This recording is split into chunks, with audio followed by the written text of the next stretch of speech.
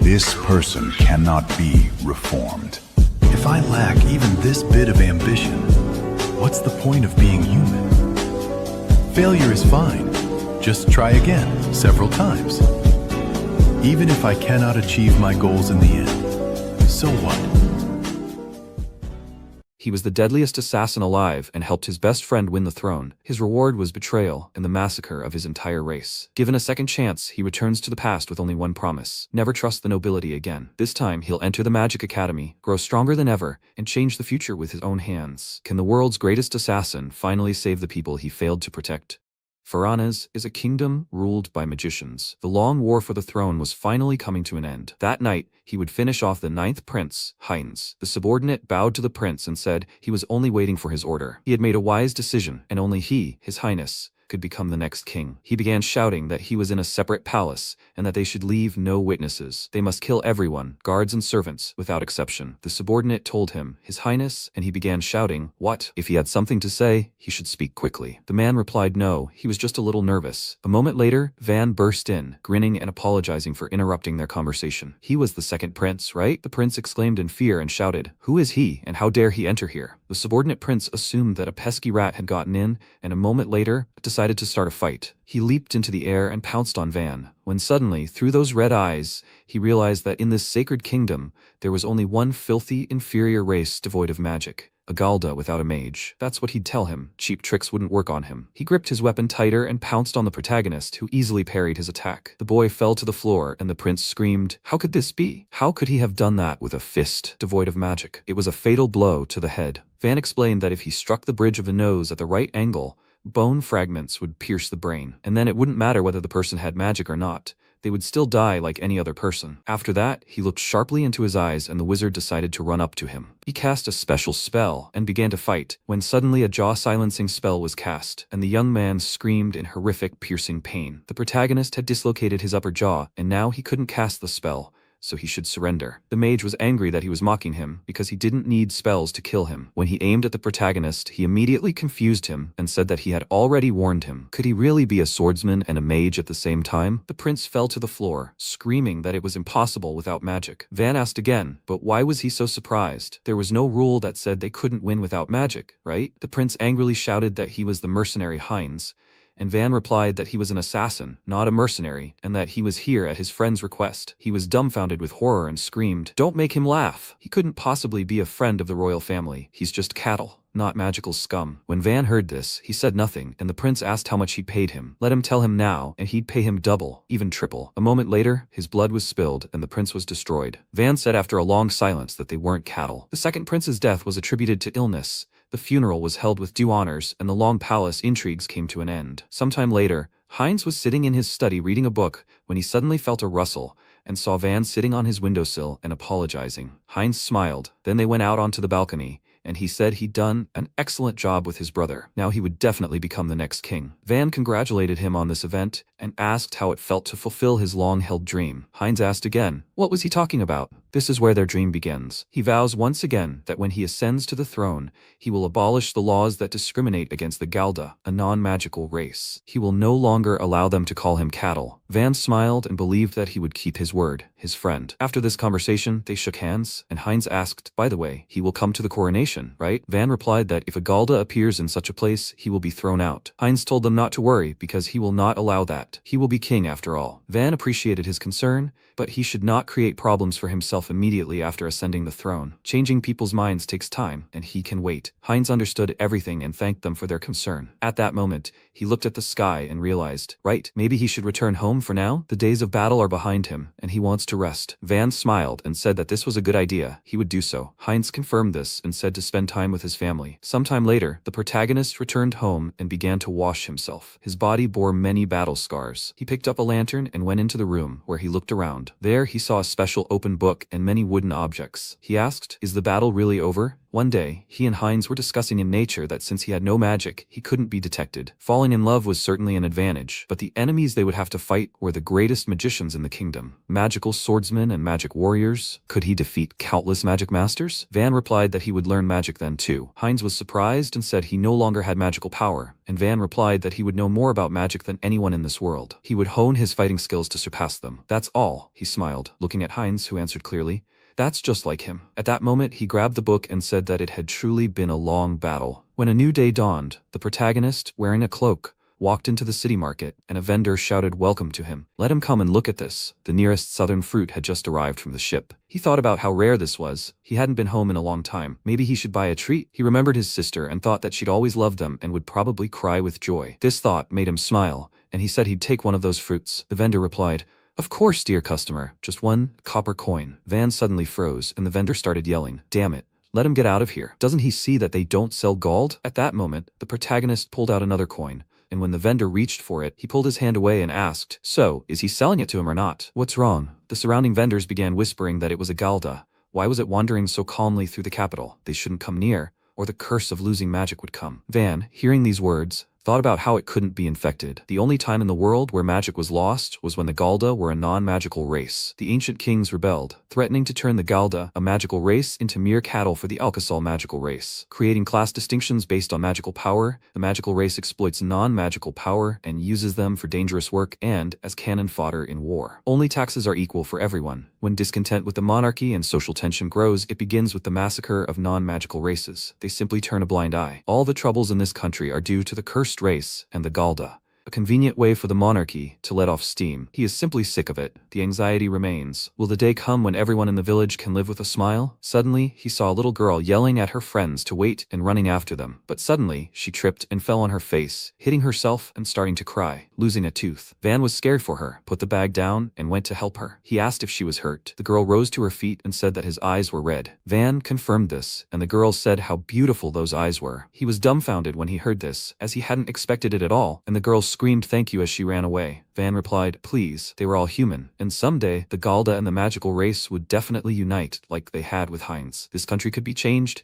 or rather, they would definitely change it, and everything was just beginning." When night fell, he realized he had been too late. He hadn't been here for 10 years, hadn't he? I wonder if they would even be happy to see him? One day, before he left his home, his mother said she didn't know where he was going to work, but when he returned, he should bring his wife. He asked in surprise, "What?" His sister, Rena, shouted, "Yeah, brother, he should introduce her to them before the wedding." He grabbed her cheek and said he was going to work there. Since he'd made up his mind, he should give it his all. But if things got tough, he could always come home. That's exactly what his mother had said. And Rena confirmed that when he returned, she would cook his favorite mushroom soup. He should take care of himself and be careful. After that, she gave him a necklace as a keepsake. They hugged him, and the protagonist looked at the necklace he was currently holding. As he approached the village, he saw everything burning. He was dumbfounded by the horror he'd experienced and exclaimed, "What? Is this a fire? Is everything okay?" He ran into the village and started screaming, "Is it him, Van? Is everyone okay? Where are they?" Van saw many dead people and tried to help them, asking if they were okay. When he saw serious bleeding wounds, he realized that something terrible was happening here. He turned around and saw hanged people. When he looked at them, he saw that many dead people and girls were lying next to them and screamed, "What's going on? Were they attacked by bandits? But why would they have gone so far?" He thought about his dear mother and Rena and realized that they were not here. He begged them to please be alive. He did everything for the two of them. That's why he continued to fight. He wanted to make this country a place where his mother and Rena could live happily. When he approached the house,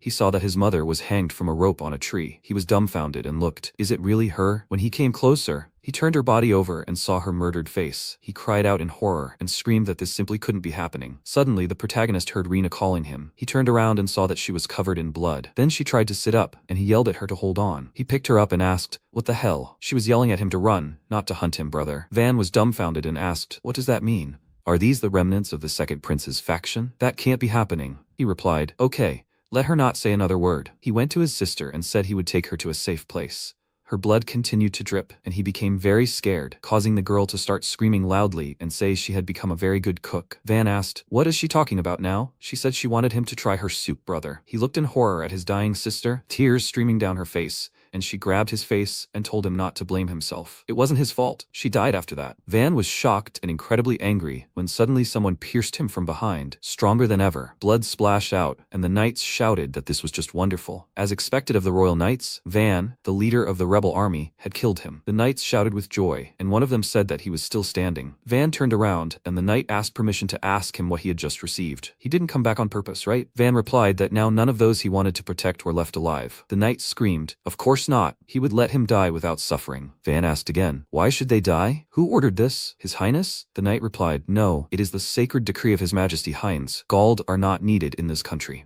Van became angry and started shouting, "Don't lie to him. He would never give such an order." At that moment, Heinz himself came out to him on the battlefield and asked, "Is everything ready?" He turned to Van and said he'd been waiting a long time and was tired of waiting. He bought souvenirs, hadn't he, since he'd been away for so long? Van shook with fear and terror and tried to ask why he'd done that. Heinz asked again, "Why? It was all his fault, Van. Assassins capable of bypassing magical detection and infiltrating anywhere are those who can kill mages with brute force. And the Galda that created them, they were both a threat that could disrupt the peace of their country. Therefore, they had to be destroyed." The protagonist began to scream in anger that he'd deceived him, and Heinz replied that he always keeps his word. From now on, discrimination against Galda would be erased from this kingdom, along with their very existence. Van screamed, "Don't make him laugh," when suddenly the knight attacked him from behind again. But Van immediately turned around and caught his sword with his bare hands. Van screamed that he would kill him, Heinz. At that moment, all the knights tensed, and Heinz replied that he truly was a monster. He then used his magical powers, and the knights cried out to protect His Majesty. A moment later, all the knights were engaged, and Van rushed into battle. He used secret arts and Shadow Galda. This is the final bloom. A moment later, everything around lit up with a bright flash of light, and Heinz cast a spell that pierced the protagonist. After some time, the knights lay motionless. Van looked at Heinz, who said that even now he was fighting to protect the corpse. This is so typical of him. Even dying, he refuses to bow. What a hopeless and stubborn fool he is. Van remained standing, and at that moment, Heinz bid him farewell, for he was too strong. When the protagonist fell to the ground, he realized that when he woke up after such a long sleep, he would not let it end here. His revenge isn't over yet, and he has no choice but to give him another chance. Next time, he'll make things more pleasant for him. After a while, he opened his eyes and saw his house. He looked at his hands and wondered if he was still alive. Where was he? Why did this place seem familiar? At that moment, his sister Reina came to him and said he was finally awake. He screamed in surprise. "Is she still alive?" Reina asked him what he was saying. "Isn't he awake yet?" Van didn't understand. Maybe he was sleeping? She told him to go wash up. His mother was preparing a celebratory dinner. He asked again, "What do you mean celebratory?" She shouted, "Surely he knows it's his birthday." His mother also came up to him and told him for sure. Let him come to his senses. He's 15 now. When Van heard this, he was dumbfounded, because he realized it had happened 10 years ago. When the protagonist went outside, he saw his family shaking the blanket. He didn't understand what was happening, and Mom said it was a sin to stay home on a day like this, right? They set up a picnic, and Rena remarked on the wonderful weather. Van didn't understand, but had he really just been sleeping this whole time? Suddenly, a strong wind picked up, and Rena closed her eyes. Many leaves blew past them, and Van felt something was wrong. He looked at his hand, catching one, and Rena was surprised. He realized no, it was all real. He still remembered all the tricks he'd learned. The smell of burning in the city, Rena's last words, and the pain in his chest where it had pierced him. All of this screamed that it was real. Rena asked if something had happened. He answered no, nothing. And Mom suggested they get started, because almost everything was ready. It smelled delicious. Rena wished him a happy birthday, and so they celebrated together. Several knights were riding through the forest on horseback, and one of the girls was surprised to think of encountering a heretic hunt. The knight apologized and said they couldn't find any other mages of rank A or higher, and the girl asked, "What are the knights doing? If civilians were harmed, they would be accused of negligence." He said they shouldn't worry about it, since what lay ahead was the autonomous region of Galda. The girl was surprised by this, and the knight asked again, "She learned this at the Magic Academy, right? They're not citizens, they're beasts." The girl silently looked into his eyes, and he said that in any case, they should hurry. The main character ate delicious food and said the taste was very familiar. His mother asked, "Didn't she cook this for him just recently?" He screamed, "That's how much he loves it." Rena hugged him and said she helped cook too, and Van said, "I understand. No wonder all the pieces are different sizes." Rena screamed at him for being a bastard, and his mother sneered at them. Van looked at his mother and sister, wondering if he'd really gone back 10 years in time. So he'd been given a chance to fix everything, but what should he do now? At that moment, his mother turned to him and asked if he was still worried about it. He was surprised and realized, yes, Gald boys choose their path at 15, and without a father or family business, he had 3 options. The first was to take a low-paying job in the city, leave the city for hard, dangerous work, and endure disdain, or become a mercenary. They don't have magic, but many possess incredible physical strength, and since they're undetectable by magic, they make excellent scouts. When kingdoms war with their neighbors, Gald mercenaries are the first to be sent to the front lines, and they end up being mere cannon fodder for the army. And if they survive, they're promised a large reward. His mother hugged her son and said she wasn't saying being a mercenary was bad.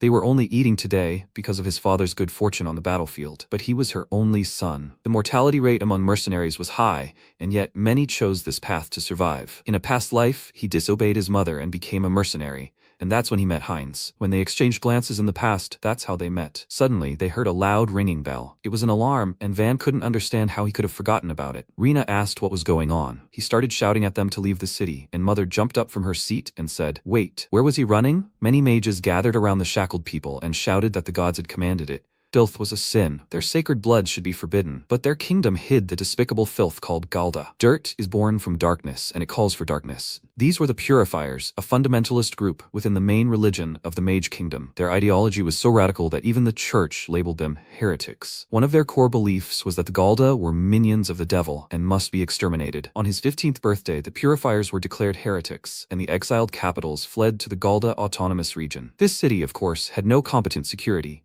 These people easily took over the city and committed all sorts of atrocities in the name of purification. At that time, he could only hide with his family, but not this time. He rushed to defend it and climbed through the walls straight up into the building. When the mages decided to purify the city and lit a fire, one of the men told the girl not to be afraid. The purifying flame would absolve them of their sins. The girl screamed in fear, and at that moment, the protagonist fell upon him from above. The main tactic in combat against a mage is a surprise attack that the enemy can't perceive. The primary targets are the brain, neck, or spinal cord. Hit one of these and they'll die before they can cast a spell. When he attacked the lead purifier, he fell unconscious, and everyone exchanged surprised glances. An awkward silence fell between them, and no one knew what to do. At that moment, all the mages turned and looked at him in fear. Just like ordinary people. The protagonist stood meekly, and they grew angry and began shouting. What did he do? But before his opponent could finish speaking, Vance stabbed him in the chest with his sword. The man's blood spilled, and he died instantly. Only an enchanted weapon can penetrate a magical barrier. He didn't have one, so he simply used the enemies. At that moment, the mage began to attack him and cast a spell, but the protagonist was able to dodge the attack and attack another mage standing behind him. He cried out in horror,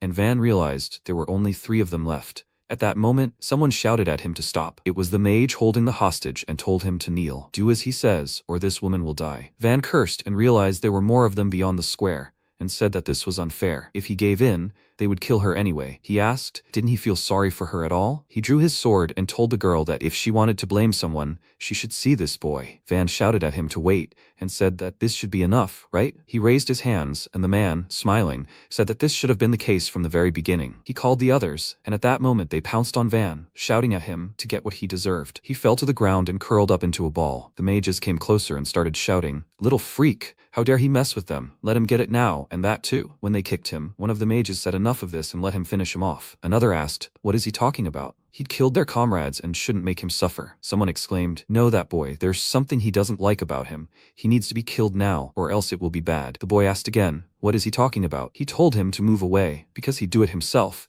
and then cast a freeze spell. Everyone was stunned with horror and started screaming. What the hell is this? It turned out that the same girl who had arrived from the carriage had asked him to stop twitching.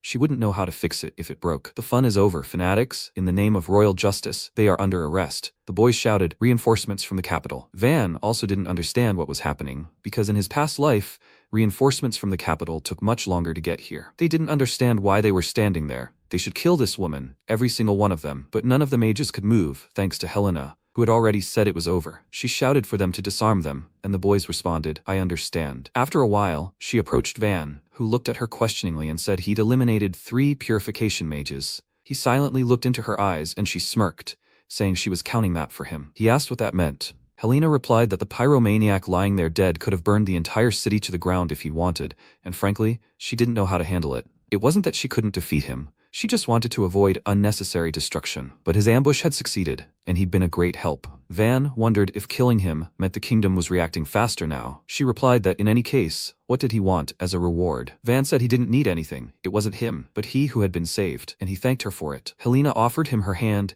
and said that Gald had funny children. What was his name? Van offered her his hand and told her his name. Helena answered clearly and also told him hers. Let him tell her if he wanted to enroll in the Magic Academy. He asked again, what did that mean? He stood there, perplexed for a moment, unsure what to say. Helena explained that it was a boarding school founded by the kingdom. Its purpose was to gather talent, and even commoners and foreigners could enroll if they passed the exam. He knew the name and had often heard it in his past life. Among the warriors and magicians renowned as heroes, many of them would have been academy graduates. He asked again, but why him? Helena looked into his eyes and asked to speak privately. She took his hand and led him aside, and Van didn't understand where they were going. She replied, who knows, he will be her guide. She was new to this village and smiled. Van smiled back and followed her. When they arrived at a secluded spot, Helena asked, is this a quiet place? Van answered, as she wanted, no one would hear them here. She confirmed that it was true. Such a place is ideal for assassination, isn't it? At that moment, she created a magic circle and aimed her arrow at him. Van was dumbfounded with horror, and Helena had already cast a spell to destroy her opponent, when suddenly Van appeared behind her. She was surprised. Was this instantaneous movement magic? No, she didn't feel any spell. It was a pure physical technique. He moved out of her line of sight and ended up in her blind spot. He grabbed her hand and said, stop pretending. She didn't understand what this performance was about. He said he didn't feel any killing intent, and Helena grinned and said that he spoke like a seasoned warrior. What kind of life had he lived at his age? He asked again. So she was testing him? Helena replied that it was her nature, and she had to see everything with her own eyes, and he actually had the strength to fight mages with technique alone. He asked again, so what?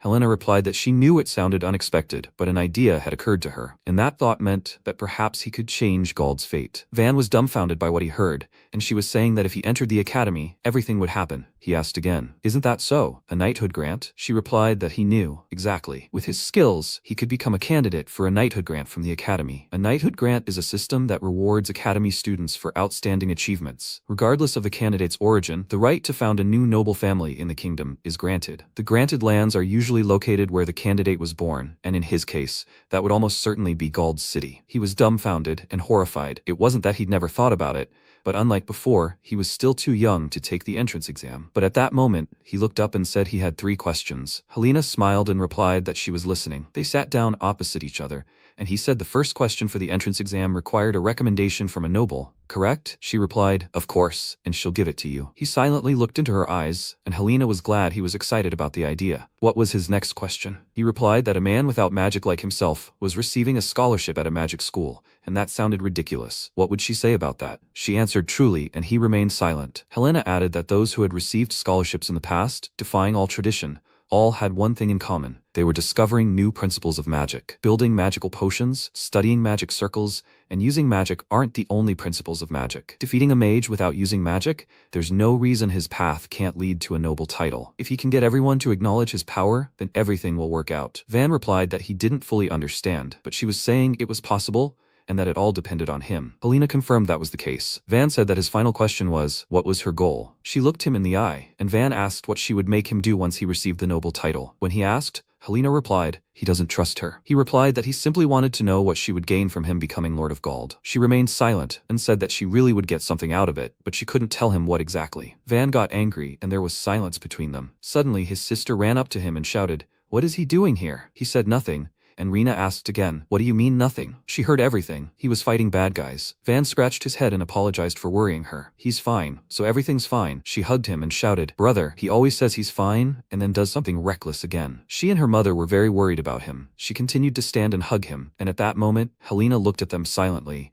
then said that he might not trust her, but by accepting her offer, he would ultimately earn the right to protect his sister and family. She swears on her name, Helena Steinert's, that's for sure. After these words, she walked away, and the protagonist looked at his sister and became thoughtful. The next days flew by. When his mother learned that he had fought the purifiers, she was very upset. She asked how he could have done that, but when she heard the townspeople thank him for his help, she said that he really was just like his father and had done an excellent job. She patted his head and smiled. They also talked about the academy, and when his mother heard this, she exclaimed, the capital's academy? He replied that it seemed they even took Galda there. He told them about the reward, the recommendation, and his decision. Rena exclaimed, but there are mostly only Alkire people there, right? He confirmed that this was precisely why he wanted to show them what Galda was capable of. Rena was dumbfounded and looked at him silently, afraid for her brother. Van said that they were no worse and pondered for several days, but could not find a new way to save everyone. In his past life as an assassin, he had a point, since he was working in concert with the heir to the throne. But in this life, he won't cooperate, And without a clear plan, he can't take over the kingdom alone. He doesn't know Helena's true intentions, but if he accepts her offer, it could truly open a new path. He's already died once, so even if the path is dangerous, if there's even the slightest hope, he'll take it. He wants to eradicate discrimination against Gald in this country. His mother and sister were dumbfounded by his decision, and his mother was completely horrified. She said it seemed like even if she said no, he wouldn't listen. Van asked if she forgave him. She replied that even if she told him to stop, he still wouldn't listen, right? He got this stubbornness from his father, and she smiled, and he thanked her for those words. But when she sat down at the table, she asked, by the way, if he'd thought about how he was going to pay for admission and tuition. The academy isn't free, in case he wasn't aware. He realized he hadn't thought about it at all, and his mother replied that nothing could be done about it. Everything was fine, and she'd figure out something about the money. Rina exclaimed that she would work too and help him. The protagonist raised his trembling hand and forbade them to stop, as he couldn't force them. But could he earn that much money on his own? There were no high-paying jobs in Galda, but the money problem was solved surprisingly easily. He had a bag of gold, brought by Helena especially for him. The protagonist asked again, "What's that?" She replied that it was a reward for defeating a faction. And that feeling, hadn't she told him? When he began to say goodbye to his family, his mother told him something. He would be treated poorly in the capital simply because he was from Galda, and he would have to endure a lot. But he mustn't let this break him. He must live with his head held high. He was his mother's pride and joy. Van smiled and said he would try to do it, and Rina exclaimed that when he returned, he would prepare his favorite mushroom soup. He thanked her for this, patted her on the head, and said that he would look forward to this moment. Well, now he was leaving. His sister and mother saw him off and waved after him. This time he would definitely keep his promise. When the protagonist arrived at the right place, he was stunned by the scale. So this is what the academy was like. When he entered, he saw the school students. One of the guys introduced himself to the guard and said that his father recommended him. The knight bowed and said yes, please let him in. The next girl was Elizabeth, recommended by Duchess Krausberg. The guard bowed again and said it was an honor to meet her. Please let her in. The protagonist was next, and when he approached, the guard started shouting, "What the hell is he doing here?" Van got scared and everyone started discussing. They won't let the Gald in, will they? Why did the academy need a Gald? The protagonist thought about it, thinking it was just as he'd thought. He'd said he wouldn't do anything to them. He just wanted to submit an application. The knight screamed. Did he even understand what he was asking for? He asked again. This is the academy, right? He'd heard that a Gald could get in if he passed the exam. The guard started yelling at him for being a freak and threatening to put a spear to his throat. Stop talking nonsense. Van was stunned and realized he'd made a bad move. Controlling these forces wasn't a problem, but if he made a fuss here, there would be no time for the exam. At that moment, another guard approached him and asked him to stop. There couldn't be any bloodshed in front of the applicants. He chuckled, and the protagonist asked, "Have they calmed down yet?" The guard said that upstarts like him crop up every year. Van looked at him silently, thinking, what a shame. The guard leaned towards his face and said, "Listen up, boy." He wouldn't even be allowed to take the exam without a noble recommendation. He replied that he had one, and the knight asked again, "What?" He replied that he had a letter of recommendation, and it even had the royal seal on it. When the guard saw this, he started shouting, "What nonsense! How dare he defame the royal family? Let him give it here. Forging the royal seal is a serious crime." Van looked at him silently, then threw his hand aside, sending the guard crashing into the stone wall. The second guard looked at him in fear, as did all the surrounding students. The guard asked why he was suddenly falling. No one had noticed the protagonist do it because of his physical speed. The guard said something was wrong with that guy. At that moment, the professor approached her and asked what all that noise was about. It was the examiner, and the guards bowed to him and said everything was fine. It was just that guy who caught their attention. When the examiner turned to Van, he introduced himself and stated his name. He was recommended by Helena Steiners. Everyone around him was stunned when they heard her name,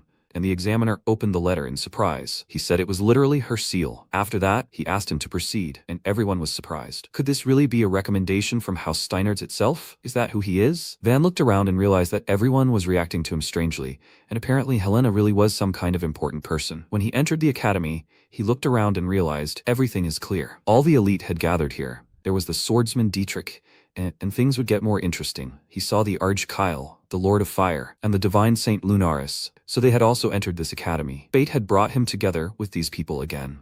They were royal knights who fought on the battlefield, but in the struggle for the royal treasure, they became mere pawns in the hands of the prince. And he killed them all one day. In this life, he will take his place in the sun and become someone they won't even dare look at. Isn't that exciting? If he goes all the way, he could even change the kingdom. At that moment, one of the guys pointed a finger at him and shouted, "The red-eyed one." Van turned around and asked again, was he saying that to him? He answered yes to him. Why was he so calm? He replied that he stood wherever he wanted, right? The guy said he was rude. Did he even understand who he was? Van remembered that in his past life, it had always been like this, and perhaps it would have been easier for him to bow his head, but he remembered his mother's words, that he didn't need to be become outstanding. Let him live with dignity. In his past life, there was someone who had said the same thing to him. If he bowed his head even once, the day would never come when he could achieve equality. Let him live with dignity, Van, his friend. It was Heinz in the past, but now the guy kept yelling at him. Was he even listening to him? He pushed Van away, causing him to get angry and say he'd gone first. The guy was surprised by this reaction, and after a moment, Van smiled and pulled the guy onto his knees. Execution is a technique that allows you to not only give the opponent death, but also their movements and take control of them. This is exactly what he used on that night,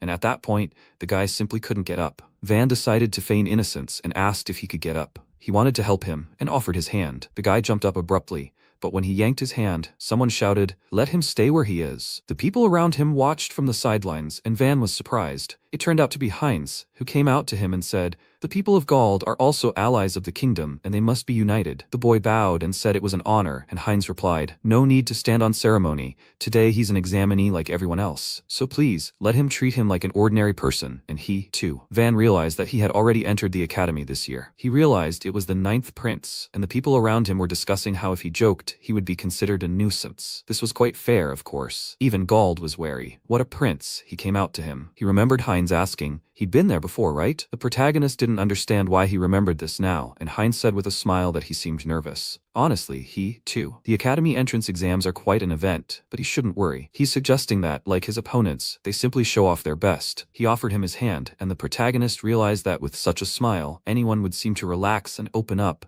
So warm. But he knows what lies behind that smile, his true nature. Right now, he could definitely kill him, but what if he killed him here? He shouldn't forget why he came to the academy. At that moment, he clenched his fist, and Heinz asked again, perplexed, what was wrong with him? Heinz told him to leave him alone, and turned around, declaring that he had no intention of getting close to anyone. Heinz looked after him in surprise, and lowered his hand. Those around him were surprised. How dare he speak to the prince like that? He has no manners. Galda, he truly is a beast. The guy he fought got angry and started shouting quietly at everyone, and the examiner announced that this was the end of applications for the exam. Now they were escorted to the test site. It would be in the misty forest. All the boys tensed and waited. After a while, when they arrived at the right place, the examiner announced, "Attention applicant, welcome to the forest. This year's exam would be held here." And as they knew, the academy had been granted the rare right to use the kingdom's sacred lands, and they didn't have time to train those who didn't even have the basics from scratch. Therefore, they must demonstrate at least minimal abilities. The Misty Forest is a place where the very earth is imbued with magic, and their task is to find and bring back a heavenly tear flower that has absorbed the forest's magic. The animals here are also imbued with magic, so they must be prepared for anything. Van thought this was a strange exam, with them fighting monsters right away. The rules say that interfering with others is forbidden, but helping each other is allowed.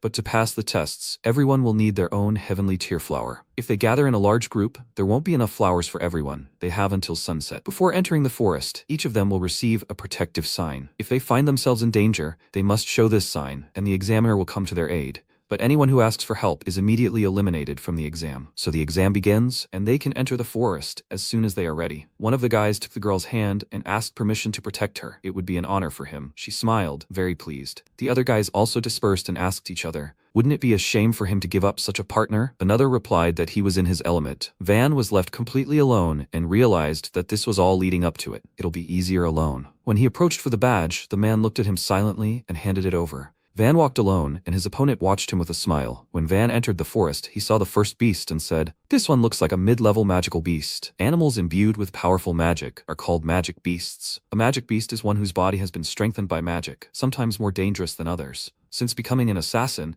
he had only fought humans, and at that moment, he pounced on the monster and used a destructive strike, a technique used to kill magic beasts. This isn't just brute force. The strike is delivered directly to the magical field, the shockwave from which passes through any defense and strikes the target from within. If the enemy is alert, such a strike will be difficult to land, but against a dumb beast, it will be just right. A moment later, the monster fell to the ground, and he reflected that during his mercenary days, he had encountered monsters with similar beasts before. It was a shame, of course, but he turned around and saw that they were watching him. He scratched the back of his head, and the guys didn't understand what he had just done. He must have slipped poison. That's just the spirit of those filthy Galda. Against his magic, such cheap tricks wouldn't work. His partner asked if he was really going there. After all, his sister had forbidden him. He replied that it was all an excuse. The examiners weren't going to let this Gald through. He even dared to be rude to the prince, so even if he killed him, no one would say a word. After some time, a guard led the man to the right room and asked him to go in. He said fine, let him give him the key. The knight asked again, was he serious about this? He replied that there was no need to worry, it was under magical control.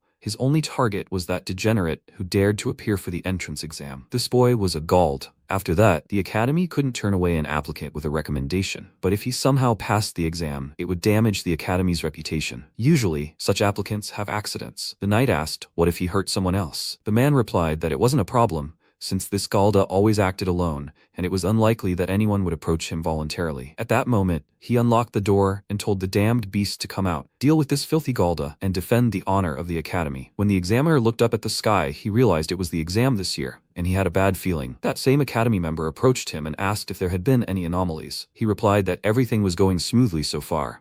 But where had he been during the test? He replied that he was preparing for what would happen next. There was still a little time left. The examiner suspected something was wrong and remained silent. When Van went out into the forest, he saw that very flower. This was the flower of heavenly tears. He decided to pick it, return, and then the exam would be passed. But first he asked the guys if they were coming out already. They started talking, and wow, he noticed them. Galda, does he have a nose like a dog? He replied, no, it's just experience. Cowards always stab you in the back. Although they weren't supposed to talk about it to him, a former assassin. One of the guys said he couldn't act tough anymore. He had no place at the academy, and they would prove it to him now. Van replied, stop pretending. They just want revenge for what he'll take in public. That's all. It was petty pride, and he would quickly put them in their place. His opponent grew angry and shouted that he would never forgive him, and at that moment Van realized they were mage wielders working in tandem. So what should he do? There are 3 main fighting styles that utilize magic. The most common is releasing magic in the form of spells. The second is infusing magic into a weapon, such as a sword. The third is strengthening the body by concentrating magic within oneself. That's a mage fighter. Combining different styles is a good way to cover each other's weaknesses. The guy passed out and said it seemed they'd never killed, but at least they had the resolve. However, he couldn't kill them. The death of some Gald would be chalked up to an accident during an exam. But if the youngest son of an aristocrat died, his entire family would rush to find the killer and seek revenge. The outer nobles, who lost their masters in the war, still lived by the laws of troubled times, and he had already decided that this time he would take the bright path. He would no longer kill anyone, and yet force them to admit defeat. His opponent's face twisted, and he said he didn't like the look in his eyes. Gald, the freak, he used the dancing blade, the sky cleaver. The protagonist fled, and the guy asked, did he dodge a fatal blow? He had good intuition. He asked again, a blade of wind, right? He shouted that it was sky splitter magic, a wall trike technique. For someone who couldn't see magic, it was an invisible blade. The boy asked again, were he scared? If he wanted honor, he should kneel. And Van said,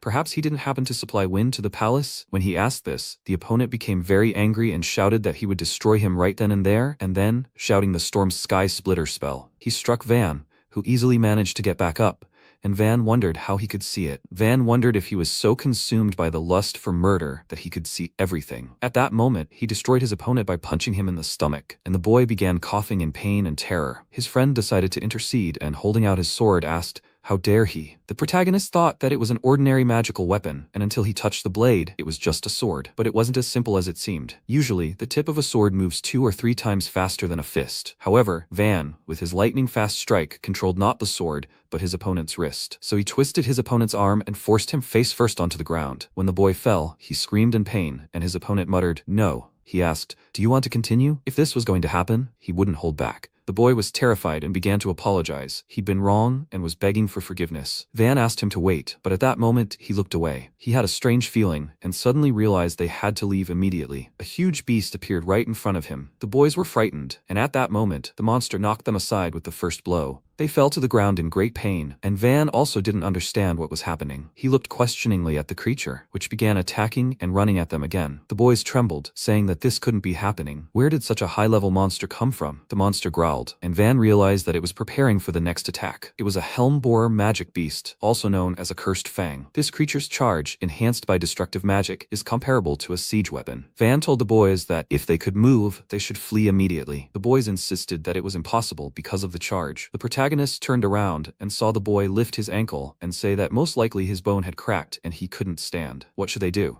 He became afraid for the boys and realized he needed to run with him in his arms. No, slowing down before such an attack would mean certain death.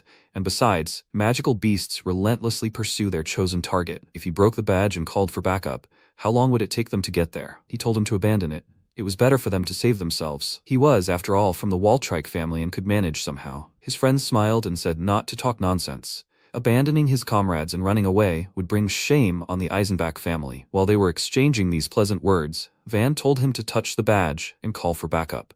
and he would help buy time until they arrived. The guy replied that if he failed the exam because of this, he would dishonor his family, and the other said yes, he would only put the family's honor on the line. They were better off fighting and dying in this case. Van clutched his head and muttered, "What cheap pride?" They asked again, "What did he say, you freak? If he was going to fight, then let him fight to win." He turned around and shouted that this was the pride of the royal nobility. The boy exclaimed, "Damn it, he's a cheeky boy," and the three of them found themselves facing this ominous beast. Meanwhile, the professor looked up and smiled, thinking it was probably time. The examiner asked, "What exactly?" He replied, "Don't worry about it, he was just thinking. By the way, did anyone try to call for help amid all that noise?" The examiner said no, everything was quiet so far. The professor smiled and said clearly, "That's good." It seemed they didn't even have time to call for help. He thought about the things they took from the participants before the test began. He found his bag among them and let the beast remember its scent. He thinks he's already finished this guy off, and all that's left is to wait for the news. At that moment, he suddenly started laughing, and the examiner asked, "What's going on?" The guys screamed in fear that the monster was coming straight at them, and Van shouted that they would hold it off. They should attack it with all their might while they had the chance. The guys exclaimed, "Why is he giving orders?" At that moment, the monster took its first step. Van, frightened, rushed straight at it. The guys didn't understand what was happening, and he created a karma-like destructive blow. At that moment, the protagonists slightly attacked the monster, and the guys were surprised. Karma is a technique that allows you to preempt an enemy's attack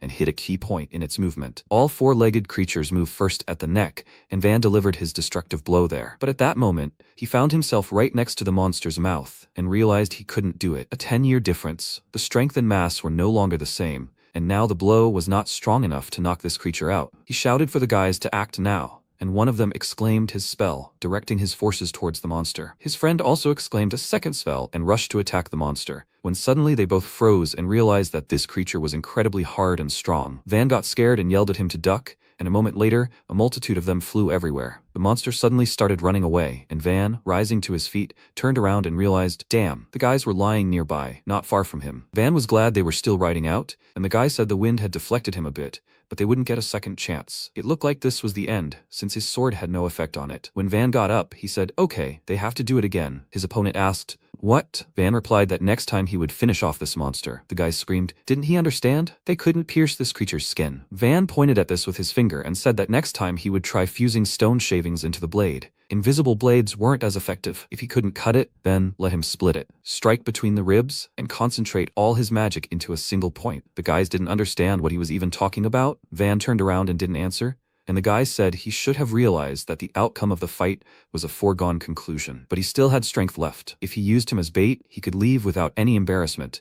But Van replied that he wasn't going to kill him. Petty revenge didn't interest him. His goal was to have his family, to have Gald recognized as part of the kingdom. He couldn't just abandon his comrades and run away. The guy was very surprised by this, and remembered how they fought him recently and exclaimed, damn. He felt sorry for how things turned out and pounced on them again. Van exclaimed that it was coming and they had to act right now. At that moment, his opponent shouted, Sword of Wind. He used these powers and struck the monster. The structure of the shoulder blade is different from a human's. It is not directly connected to the spine. The monster growled, and Van realized what he had found, and now it was his turn. He rushed straight into the attack and screamed loudly as he jumped on the monster. A quadruped's shoulder blade isn't like a human's. It's not directly attached to the spine, giving it flexibility. However, this weakens its grip under sudden impact, so he used a technique called rotational fusion. When this happened, the monster fell to the ground and began to roar, and Van yelled at the other guy to hit it, the heart at the base, with his front paw. The guy swung and screamed loudly, but before the blow, for some reason he stopped and began to grimace in fear. Suddenly, he laughed loudly,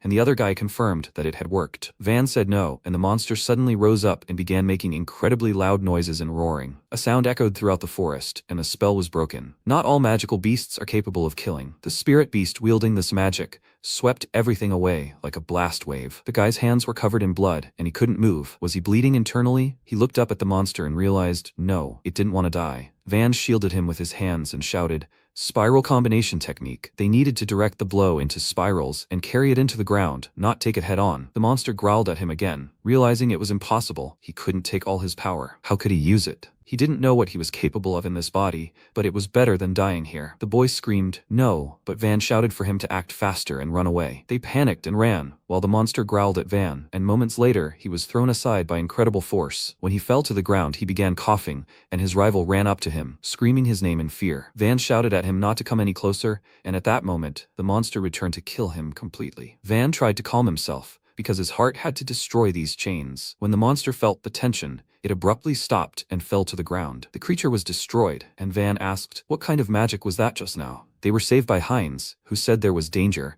and the boys were very surprised that it was the prince. One of them shouted that it was dangerous here, and that he should leave. Van realized that, as he thought, it was him. Heinz smiled and said that he couldn't do that, because the royal family's duty is to protect those who want to live in the kingdom. The boys were surprised by his highness, and Van realized that he always knew how to speak beautifully and touch people's hearts with his swords. And then he sent them straight to their deaths. Heinz said, "Well, so now they're uniting against this enemy." Van replied that he refused, and the boys turned to look at him in surprise. Heinz didn't understand what he said. Van replied that he refused. He didn't need his power. The boys shouted, "He's a prince. He should watch his words. If it weren't for his majesty's will, then." But before they could finish, Van replied that they were only here on missions, and if he hadn't interfered, everything would have been fine. The boys looked at him in bewilderment, and Heinz asked, "Does he really not need his help?" Van replied, "Yes," and then told them to simply watch from here silently and behave as befits a royal family.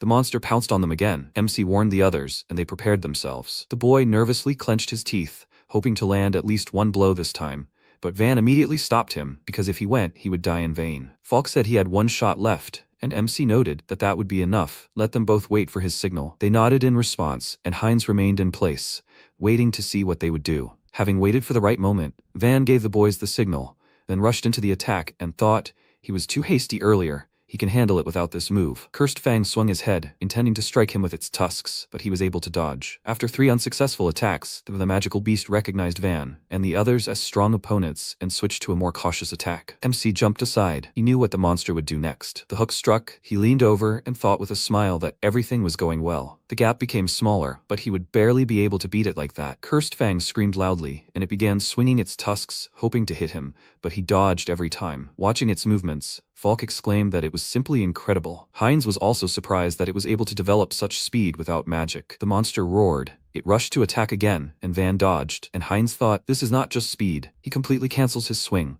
moves without touching the ground, shifts his center of gravity. He's only seen this in high-ranking magical warriors. Who is he? Finally, MC goes on the attack, punching the monster in the lower jaw, then knocking it to the ground and hitting it on the top of the head with all his might. The boys were very impressed with his skills, and Heinz thought his attacks are as fierce as flames. But for such a magical beast, an attack without magic is nothing. After all, it will not work. Cursed Fang rose and growled. Heinz grew worried, and Van grinned contentedly, his goal of angering it having been achieved. Cursed Fang opened its maw wide and began to gather air, and MC immediately realized it was preparing for a devastating roar. He gave the signal to Falk, who cast a ripping wind spell, and blades of air, picking up sand, sank into the magical beast's airway. Cursed Fang screamed loudly in pain and fell backward. Van praised the boy for his efforts and ran up to the monster, then extended his arms forward for a devastating strike, a double one. The shockwave converged at a single point inside the guardian beast, like 2 ripples on water, merging to create a single, larger wave. Foam began to pour from the monster's mouth. The magical protection finally wore off, and MC turned to Ralph with a smile. He realized it was his chance, charged the blade with energy, and swung it with all his might, cutting the monster in half. Looking at his fallen opponent, he was even surprised that he had managed to do it,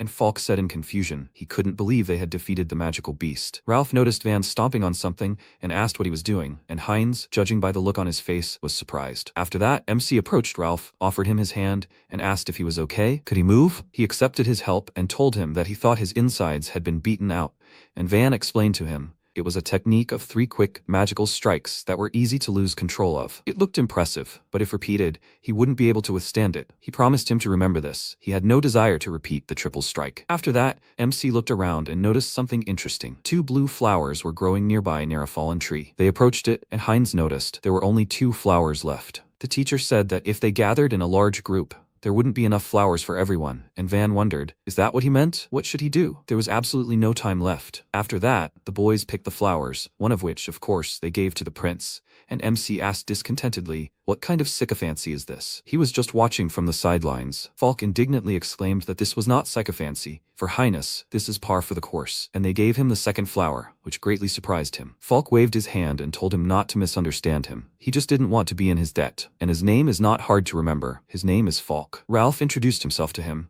and he looked at them both with a new look.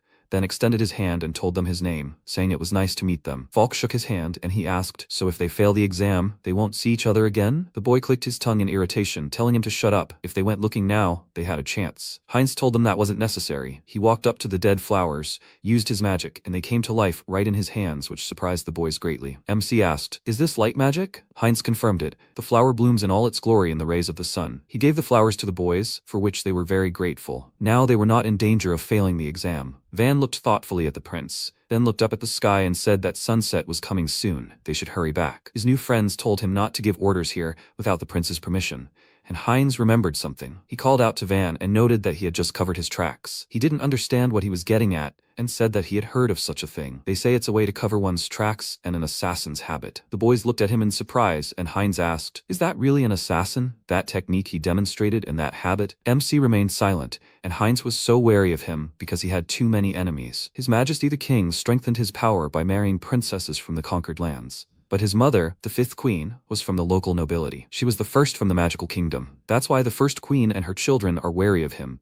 They think their father wants to make him his heir. You never know where someone will try to kill him, so even in this exam, he decided to act alone. If Van was on their side, he needed to deal with this right now. MC, meanwhile, was extremely nervous. He himself hadn't expected his old habits to flare up again. After defeating that beast, he'd completely relaxed. To be honest, he was a former assassin, but he couldn't tell them that. So he decided to lie, feigned surprise, and looked away, asking, so these are assassin habits? Heinz immediately realized he was pretending, and he nervously clenched his teeth and declared, if that's what he thinks, so be it. After that, a wind blew through the forest. He ran toward the prince and Falk tried to stop him, but he couldn't. He was too fast. Heinz had already prepared himself, but he simply gently touched his shoulder and said with a smile that he was joking, but that he should just stop making such a serious face. Falk was surprised, because Van had just been in front of him, and at that moment, he put his palms together and said, he knows he speaks a little awkwardly. He is from the village, so let him not judge him too harshly. Heinz measured him with a glance, deliberately showing him weakness, but he did not fall for it. MC at this time tried to calm down. He understood that he was testing him. If he gave in to emotions, then all his training would go down the drain. The prince said that he did not care what he said. Let him better answer his question again. What was that? He's not an assassin? He spread his arms out to the sides with a smile and told him that he was recommended by a noblewoman, Helena Steinertz, and she taught him this.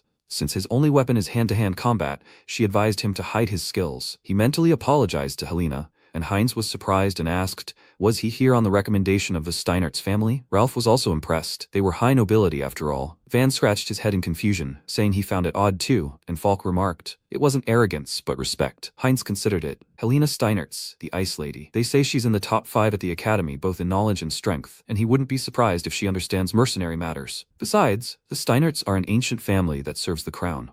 They have no reason to conspire against him. Ralph inquired why the Steinertz chose him, to which MC replied, they told him they could give him a recommendation, so he agreed. Falk was surprised and asked, is that even possible? Heinz stopped suspecting him, and suggested that he had been trained since childhood to serve the king. Judging by his hand-to-hand combat skills, everything falls into place. If he had met him earlier, perhaps they would have become comrades. Van smiled wryly, thanking him for these words, and then the prince turned his gaze to the beast, and wondered who was more likely to plot against him. He said that if he had been caught by the beast alone, who knows what would have happened. Perhaps they saved his life. He bowed to them, thanking them from the bottom of his heart, and the boys became very excited and embarrassed. Ralph said that it was an honor for them, and Falk exclaimed that he hadn't actually fought for him. MC noted that he would soon be executed for such disrespect, and he indignantly pointed a finger at its face, exclaiming, did he forget what he just said? Heinz looked at him and thought, he's not trying to get to the bottom of the truth, he just wants to hurt him. This guy really is weird. Meanwhile, the students gathered at the entrance to the misty forest. Some had passed the exam, others were suffering and wondering how to justify themselves to their parents. The professor asked the guy how many were left.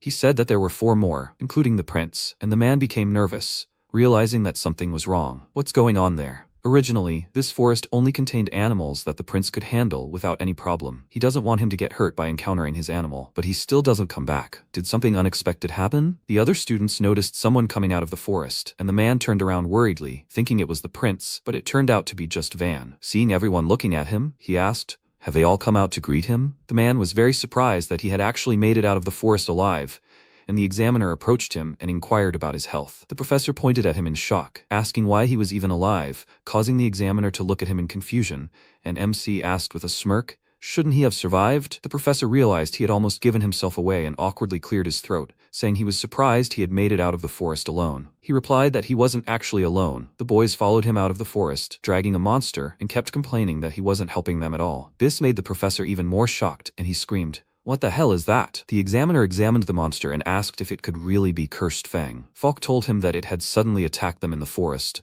and since it could have been targeting His Highness, they had brought its body as evidence. The examiner and the professor simultaneously exclaimed that this was impossible. One was shocked that the monster couldn't finish them off, and the other was perplexed as to where such a beast could have come from in the forest. Hearing the professor's exclamation, the examiner turned to him and asked what he had just said. Fortunately, he couldn't make out anything, and the professor nervously replied that he was simply impressed that they had defeated such a monster. Heinz emerged from the forest and joyfully spread his arms out to the side, saying, "It was a truly magnificent battle." Seeing him, the professor was horrified, and the examiner approached the prince and asked if he had also fought the monster. Heinz replied that he had just happened to be nearby, and the professor realized that things were bad. He had set the monster on a member of the royal family. If this came to light, he would be finished. Noticing his expression, the prince asked if he was okay, and he nervously replied that it had been very dangerous, as expected of him. He had slain such a beast. Long live the kingdom. The boys glanced at him sideways, noticing that he was a bit nervous, and the prince repeated himself. He simply happened to be next to the monster,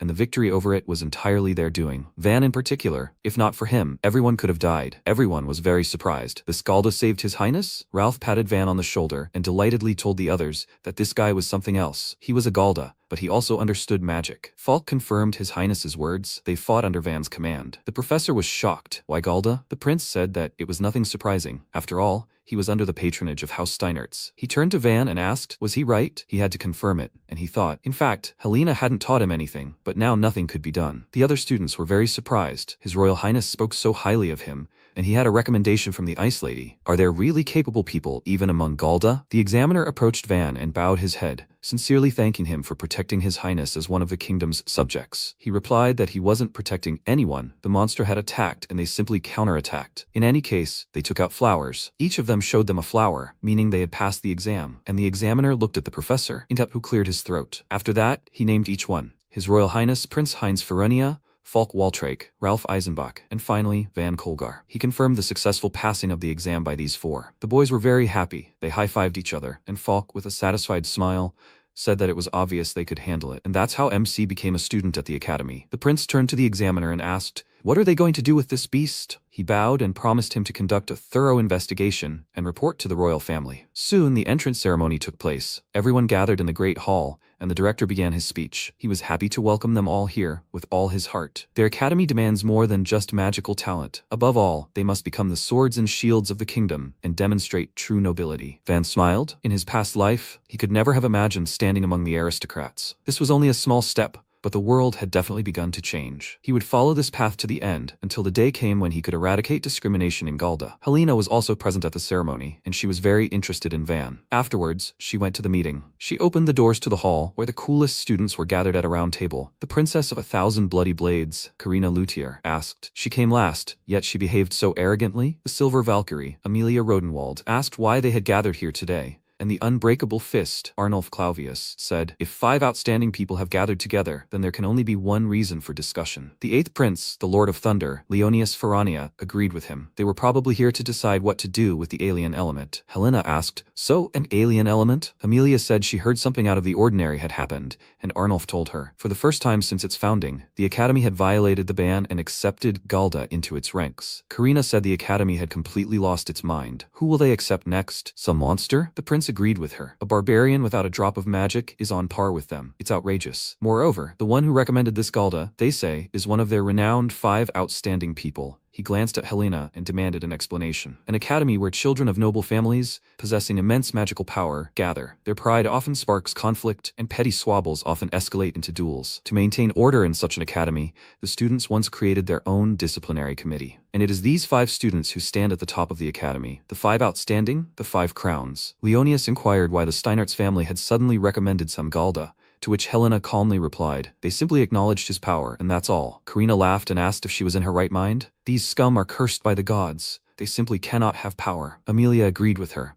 "The academy is a place where swords and shields for the kingdom are forged. How can those without magic protect the people?" Leonius added, Those deprived of magic have no right to exist. Such is common sense in this country. Helena grinned and asked, common sense? A convenient word. An excuse for those who have stopped thinking and cling to bad habits. It was obvious how she had offended the prince with this, and Arnulf suggested they check whether this Van was worthy of studying at the academy. The prince agreed with him and mockingly asked Helena, she wouldn't mind, would she? If it turned out that he was weak, her insight would be questioned. She agreed without a problem and warned him. She doesn't know who he's going to set on him, but if he doesn't want to be disgraced, then he better not underestimate him. He grinned, and Karina rose from her seat, asking his permission to do this. He told her to have fun, and then she headed for the exit, and Helena asked if she was really interested in him. She told him she simply wanted to crush both his favorite and her ego. Time passed.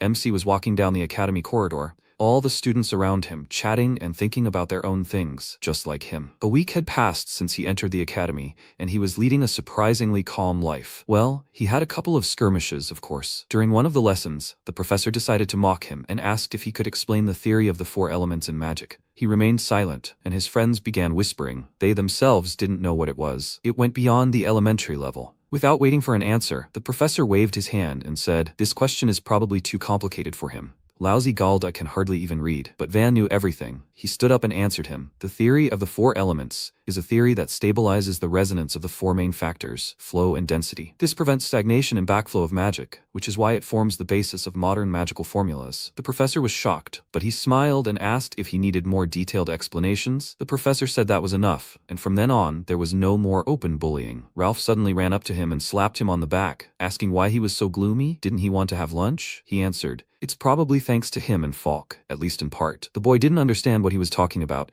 and MC explained to him. He says that he was a great help to him. Not wanting to talk about it anymore, he suggested that they go to the dining room, and Ralph ran up to him, asking with satisfaction what had suddenly come over him. A girl with a sword called out to them. Van turned to her, already sensing that something was going to happen, and she said that he had just passed her. They both apologized to her, but suddenly her blade ended up at Van's neck, which frightened Ralph and exclaimed, what was she doing? She said with a smirk, when a commoner meets an aristocrat, he must kneel. Especially since he's Galda, wouldn't it be polite to press his forehead to the floor? He told her there was no reason to demand such a thing. They were at the academy, all students were equal here. She called him a brat and asked if he even understood the situation. Her blade almost touched his skin. Ralph was very scared for his friend and exclaimed, even though she was a senior, this was too much. She promised him not to shed blood in vain, just let him not be stubborn and show obedience. Then she would allow him to live a quiet student life. But MC was not going to bow down to her so easily and said, it is possible to observe etiquette in front of seniors in principle, but when he is forced, he wants to resist. He grabbed the tip of her blade, she became wary and cursed, tugged the sword so that he would not take it away. However, he instead stepped towards her and pressed on the blade. Losing her balance, she reflexively gripped the hilt tighter, putting all her body weight on the thin blade. Then he slammed the edge of his palm into the blade, causing it to snap and fly off. It was a technique called blade breaking. Bending and twisting pushes the metal beyond its breaking point, causing instant structural failure. He asked if they had mixed brittle zinc into the steel. In any case, poking it with such iron,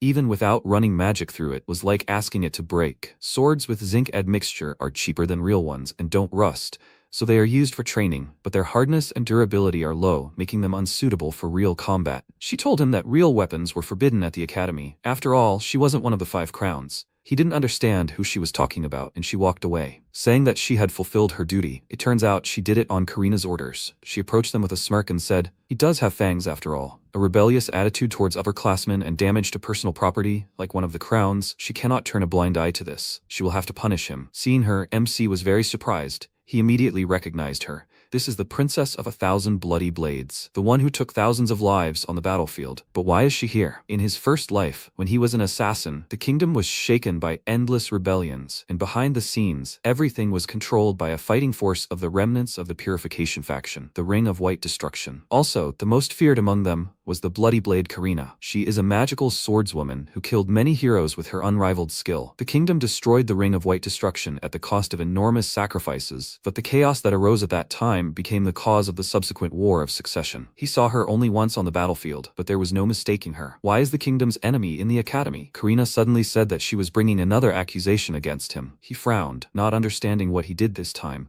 and she asked, staring at an upperclassman without saying a word, doesn't he think it's rude? He smirked and bowed to her in apology. He just didn't notice that she was an upperclassman. She didn't like it, and his friend worriedly asked him to stop. In front of him was one of the 5 crowns. He didn't understand which 5 they were all talking about, and he exclaimed in surprise, "Doesn't he even know that? The 5 crowns are the 5 best students of the academy. Their strength and origin are on a completely different level. This Karina is a real genius who entered the academy at 13. Now Van understood everything. The girl thanked him for introducing her. MC thought, so Bloody Blade was from the highest aristocracy? The fact that she was a noblewoman was probably hidden in the kingdom when she became a rebel. But who would have thought that they would meet at the academy? Maybe this was his chance? If he killed this woman now, he would destroy the seed of a future rebellion, and the war for the throne would never begin. And Heinz's chance to take the throne would also disappear. Karina accused him of another accusation. Thinking about extraneous things when she stood before him was the height of disrespect. She reached for her sword. Van clicked his tongue in displeasure, and she warned him that she had permission to carry a combat weapon. Seeing her fighting stance, he immediately realized that it was one of the Bloody Blade's signature moves, a strike with a blade snatch. They say that due to the incredible speed, the victim dies before even seeing the blade. Ralph became very worried and suggested that Van apologize to her,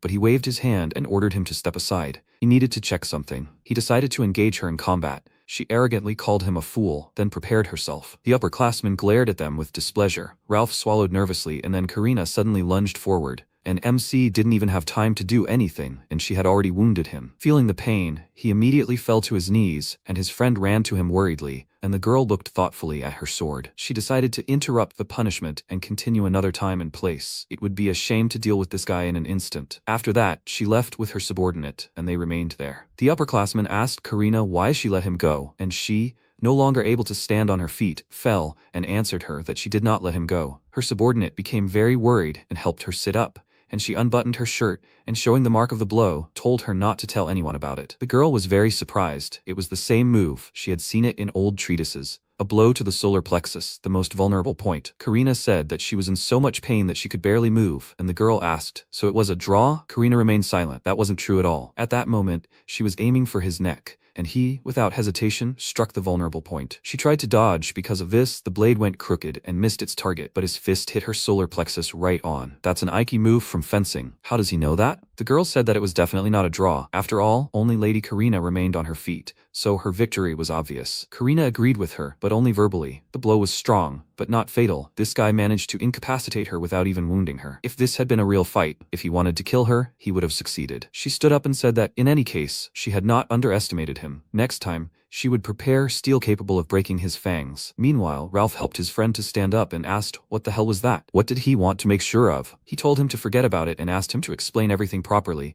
He was worried about him, and in the end, he was interested, he thought, choosing his words. Karina, although she threatened him, did not seriously hit him, and she did not use terrifying magic. She called it punishment, but she held back. So he told his friend that that girl, it turns out, was surprisingly kind, and he indignantly exclaimed, "How is she kind?" But it was true. The current Karina wasn't yet a bloody blade, which meant he could change her future without killing her. Ralph didn't question him further, and took him to the infirmary, and the next day, Van returned to school. When he entered the classroom, the guys who had just been heatedly discussing something immediately fell silent and dispersed. He took his seat. The guys started whispering about yesterday's incident, and he, realizing what was going on, grinned. His friends came up to him and told him to ignore them. They were just weather vanes. Wherever the wind blows, there they go. MC said he didn't care, but they didn't hear him.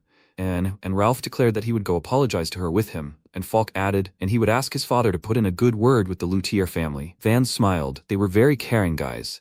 He wouldn't have thought so the first time he met them. They turned away from him, embarrassed, asking him to stop, and he declared he appreciated their concern, but he would deal with Karina himself. His friends were still very worried, and he thought to prevent tragedy, he must face her right now. He asked, "Are the 5 just keeping order, right? There's no need to be so afraid of them?" His friends asked if he even understood the situation he was in. Their conversation was interrupted by Helena entering the classroom. She called Van over for a talk. Seeing her, everyone was very surprised, and MC asked what was going on. The lesson would start soon. Helena told him she needed to talk to him, but it wouldn't be long. He didn't refuse and followed her, shocking the other students and confirming that he really did know her and that he was talking to her so frivolously. Who was he anyway? They went into the garden to talk and settled in the gazebo. Helena told him about the 5 crowns deciding to test his strength, and he noted that such things should be warned up front. She apologized to him. She hadn't thought Karina would act so quickly. She is the heiress of the Luthier family, which stands at the pinnacle of swordsmanship. Van touched his chin in confusion and remarked that having such skill at her age was quite impressive.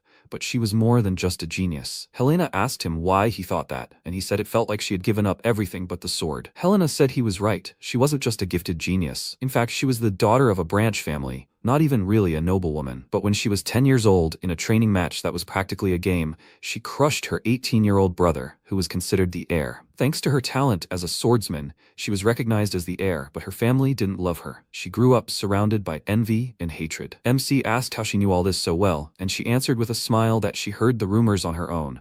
Nobles love to gossip. Besides, she saw her once at a social event before entering the academy. She stood apart from everyone and only looked at her father's back, her gaze very sad. He asked if she had approached her. Helena told him that she couldn't have done so then. They were both from noble families. If she had shown sympathy towards her, everyone would have thought she was meddling in something that was none of her business. Van leaned back in his chair, noting that nobles were such bores, and she agreed with him. It had bothered her back then, although she didn't think Karina even remembered it. If this continued, she would lose her way one day. MC thought for a moment, and then, with a grim expression, asked what she would do if that happened. She confidently answered him that she would want to stop her. The fact that she had looked away back then still haunted her. Now Van understood everything. As a mage, Helena was no inferior to the heroes from his past life, but he didn't know her name. It all seemed strange to him. Most likely she had tried to stop Karina at the cost of her own life and ended up dying. She had no chance to become famous. Helena said that even though she had told him all this, he shouldn't expect pity. Her talent for fencing is real. If he makes a mistake, she really can kill him. He smirked and told her that he understands everything. After this conversation, he is even more motivated. He will end her regrets. In a past life, no one could stop Karina, but now everything is different. He will break her distorted beliefs and stop her. Helena was surprised by his confident statement and said,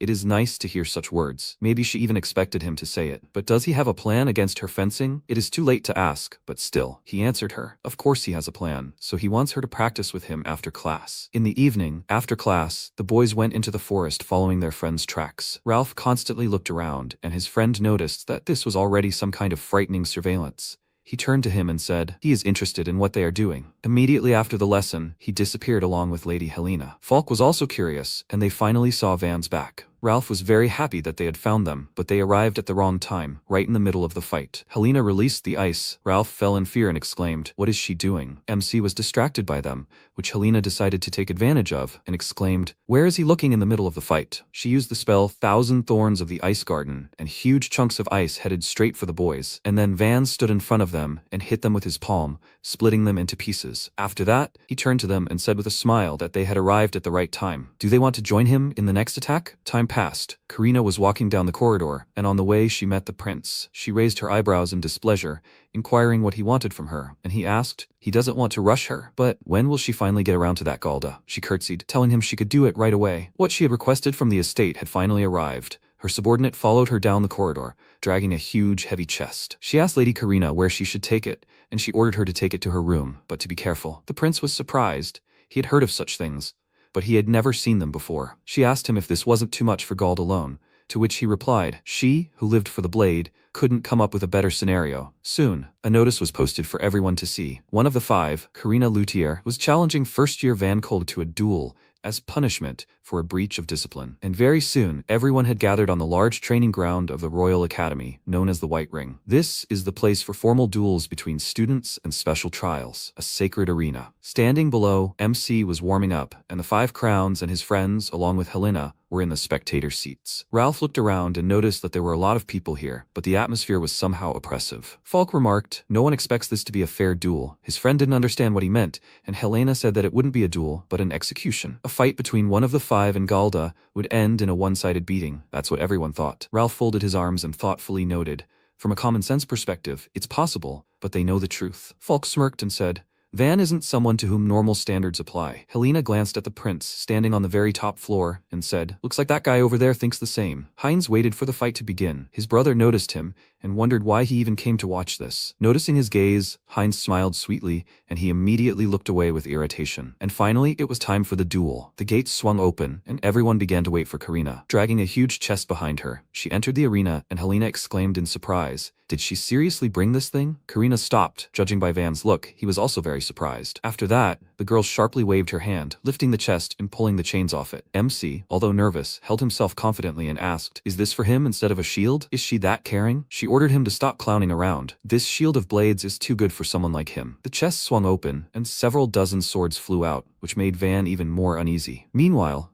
Helena told his friends that this was a shield of blades, a mobile arsenal, an heirloom of the Luthier family. Falk exclaimed indignantly, "What's going on in the head of this 5 crowns?" At this point, Karina drew her sword and pointed it at Van, saying, "She'll make him regret ever setting foot in this academy." He smirked and told her not to cry later. He'd smash her precious toy to pieces. She didn't attack first, and he asked, "Why is she standing?" She was waiting for the go-ahead. Having told him that it had already begun, she rushed to attack, and he met her halfway. He ducked, accelerated sharply, and was next to her in an instant, then punched her, but she managed to block it, just barely. The impact made a loud sound, and the students were surprised how this guy got next to her so quickly. And Falk frowned, noting, no matter how much he looked at it, it was downright magic. Helena said it was a ghostly tread, that's what they call it. Usually, before a dash, a person pushes off the ground, which gives away their intentions, but Van doesn't push off. He shifts his center of gravity, rotates his pelvis, and slides his entire body forward. That's the essence of his technique. Ralph, puzzled, said that even with the explanation, he didn't understand anything, but his friend decided to simply simplify everything. In short, from the outside, it's pure magic. Helena agreed, and Karina, standing right in front of him,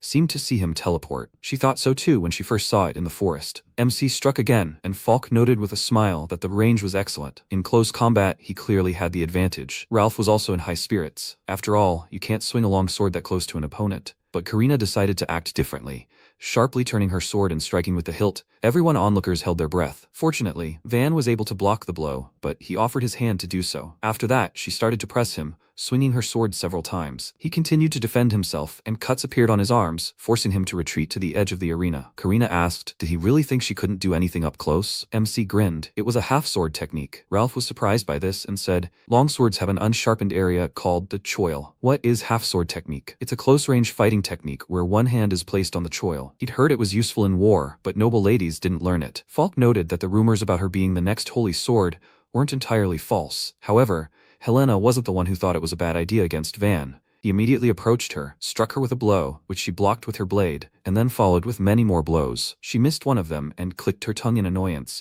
and then he enthusiastically pounced on her, exclaiming, he's only just begun. Now he was attacking, and she was defending herself. Leonius asked what she was doing. She was just taking hits. Karina's friend explained to him that it is extremely difficult for them, magical swordsmen, to evade this without magic. That's why Van's blows, which don't contain the slightest bit of magic, are invisible to them. But Karina didn't care, because a simple physical blow couldn't penetrate her defense.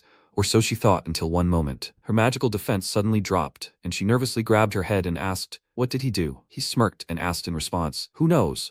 Maybe her magic control is poor. She glared at him, but it was actually Kudo, an empty hull. Using wind pressure from a palm strike could damage the immersion channels inside the ear. Karina was in no hurry to attack. The students were surprised that some Galdo was pressing her, and the prince called out to her and indignantly asked, what is she doing? Is she a noblewoman or what? Heinz watched the fight with a calm expression. He saw that Karina was stunned, and the MC decided to end the fight, and her subordinate called out to her worriedly. As soon as he took off, Karina smirked. It was her trap. Immediately after that, a magic circle appeared in the sky. Lightning struck the arena, and her sword shattered, and at the point of impact, the entire floor around her crumbled. All the students were shocked, as was Van. She simply lowered the sword, infusing it with magic, and that's all. The blow didn't even hit him, but sent shivers down his spine. Karina threw the broken sword aside and said, this is why holy swords have needed special hilts since time immemorial. She took out a new sword and said, this is a Himmelsturz, the blade of heavenly fall. As he can see, there's one drawback. A normal sword can't withstand it. The prince grinned, realizing that she had just been toying with him until now,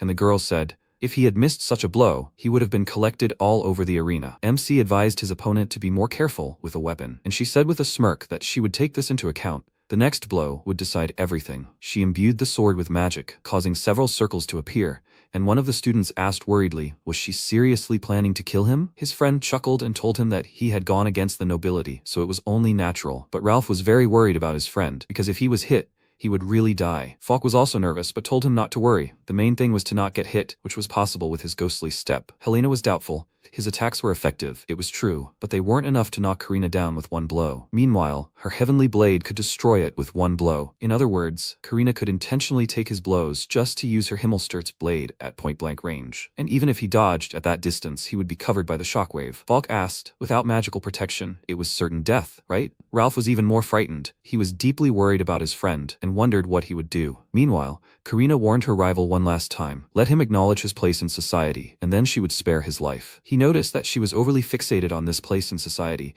and she answered that it was a given. Magical power is determined by the frequency of the blood. All order in their country is based on this. He grinned and remarked, a typical answer of an aristocrat. She thinks that if she acts like a noblewoman, she will truly become one of them? She frowned, paused, and asked what he just said. He mockingly answered her that he knew everything. She was half commoner after all. Was she going out of her way, pretending to be an aristocrat, just so that Daddy would notice her? All these memories played in her head. She stared at him in shock. And then in rage, she spilled all her magic out. Even the audience felt it. Falk wondered what they were talking about if she was reacting like that, and Helena answered him. It seemed like he was provoking her, wanting her to hit him with all her strength, without any games. Ralph worriedly asked why he was doing this, and his friend had an idea and asked if he was really going to pull that very thing. Karina always felt like an outsider infiltrating aristocratic society. Therefore, even though he was Galda, she sympathized with him, so she volunteered to be his examiner. She was going to settle everything without killing him. And he, unaware of her feelings, decided to humiliate her. She clenched her teeth in rage and raised another sword, telling him to come to her. She would kill him, as he wished. They walked towards each other. She swung her sword, but something unexpected happened for her. He simply stopped it with his bare hands. All the spectators were shocked. This was just sheer nonsense. Such a move is impossible in a real fight. In reality, you can't stop a falling blade with your palm. But what Van did was synchronize his hand speed with the blade's speed as closely as possible, and then began to dampen its momentum from the moment of contact. In that brief instant, while the sword was still descending, he dissipated and absorbed the entire force of the blow. This technique is called zero grip. The fact that he was able to deflect all of Helena's ice spears is also a result of this technique. He smirked and noted that the heavenly blade was a monstrous attack, but even its power was completely suppressed. Karina was indignant. She simply couldn't believe it, and MC took advantage of her confusion to deal her a devastating blow. She was thrown several meters away, hit her back against the armory, and fell, blood spurting from her mouth. The students were surprised. They had just seen the Princess of 1,000 Blades fall to her knees before their eyes. Could this really be the true power of that Galda? The prince gritted his teeth in frustration, and the girl was very worried about her lady. Meanwhile, Van's friends were very happy and told him not to relax and finish her off. He looked at the girl sullenly, and she asked why he didn't deliver the finishing blow. Did he really decide to show her mercy? He answered that it wasn't so. He just wasn't going to beat up an ordinary noble lady. She hadn't given it her all yet, so let her begin. Let her show him the real Karina. She wiped the blood from her lips and furiously told him not to speak as if he knew everything about her. She reached into the arsenal and pulled out of the magic circle the very sword that everyone had heard about but had never seen before. Ralph asked, "Are you serious?" His friend, although not a swordsman, even he had heard of this legendary sword. Helena said it was one of the most famous blades in their country. The symbol of the holy swordsman, the dancing blade, the star ring. It is a flexible spring sword, forged from an incredibly thin golden alloy. In MC's past life, it was called the Sword of Carnage, the Blood Chain. Karina pointed the weapon at him and said, if so, she will show him why she bears the title of the Knight of Order and what she sacrificed to get here. MC's face turned serious.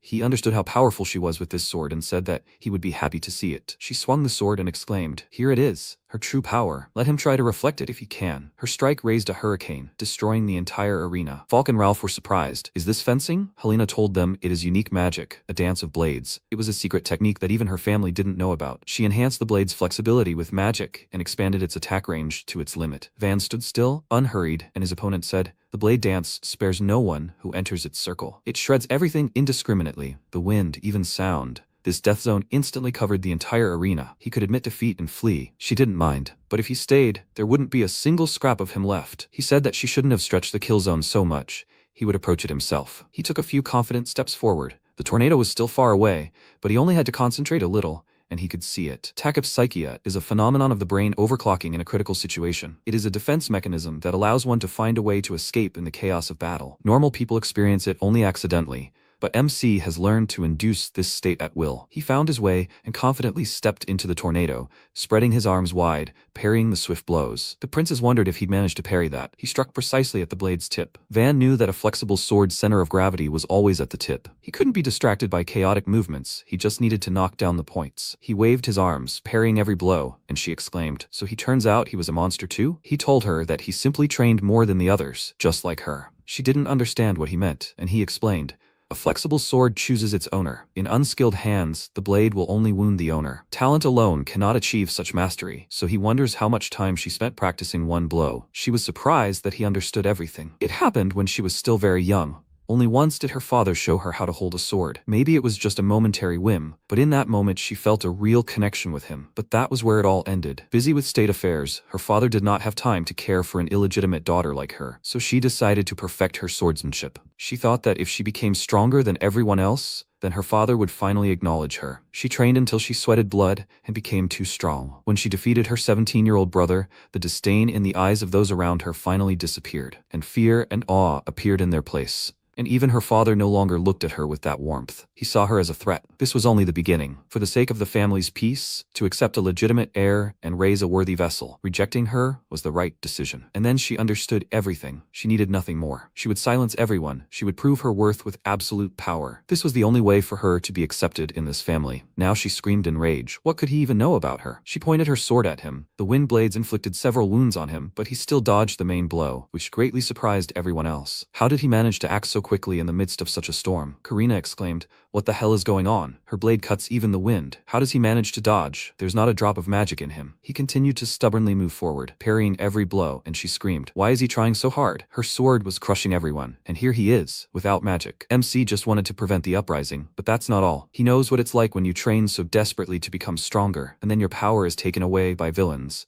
He knows this suffering like no one else. Gritting his teeth, he continued walking towards her, and said that he hears someone crying. How can he leave this poor thing? She exclaimed indignantly that she is not crying, and he said, he sees everything. Her sword is shedding tears instead of her. Isn't that enough? Why don't you acknowledge me? That's what her sword and she are screaming. Surprise reflected on her face for a moment, and then it was replaced by rage, and she screamed. What does he even know about her? This is all she has. She needs to become stronger than everyone else to make everyone bow their heads. She unleashed a few more blows on him. He blocked most of them, but his body was covered in new cuts. He said she was right. He knew nothing, but let her listen to him. She determines her own worth. Her pain, hidden in the night, the power of every swing of the sword with which she carves her soul, that cannot be taken away. Even if no one admits it, she is a better magic swordsman, at least for him. His words made her remember the only lesson with her father. Even if her sword is aimed at the enemy, she should never wield it out of anger or hatred.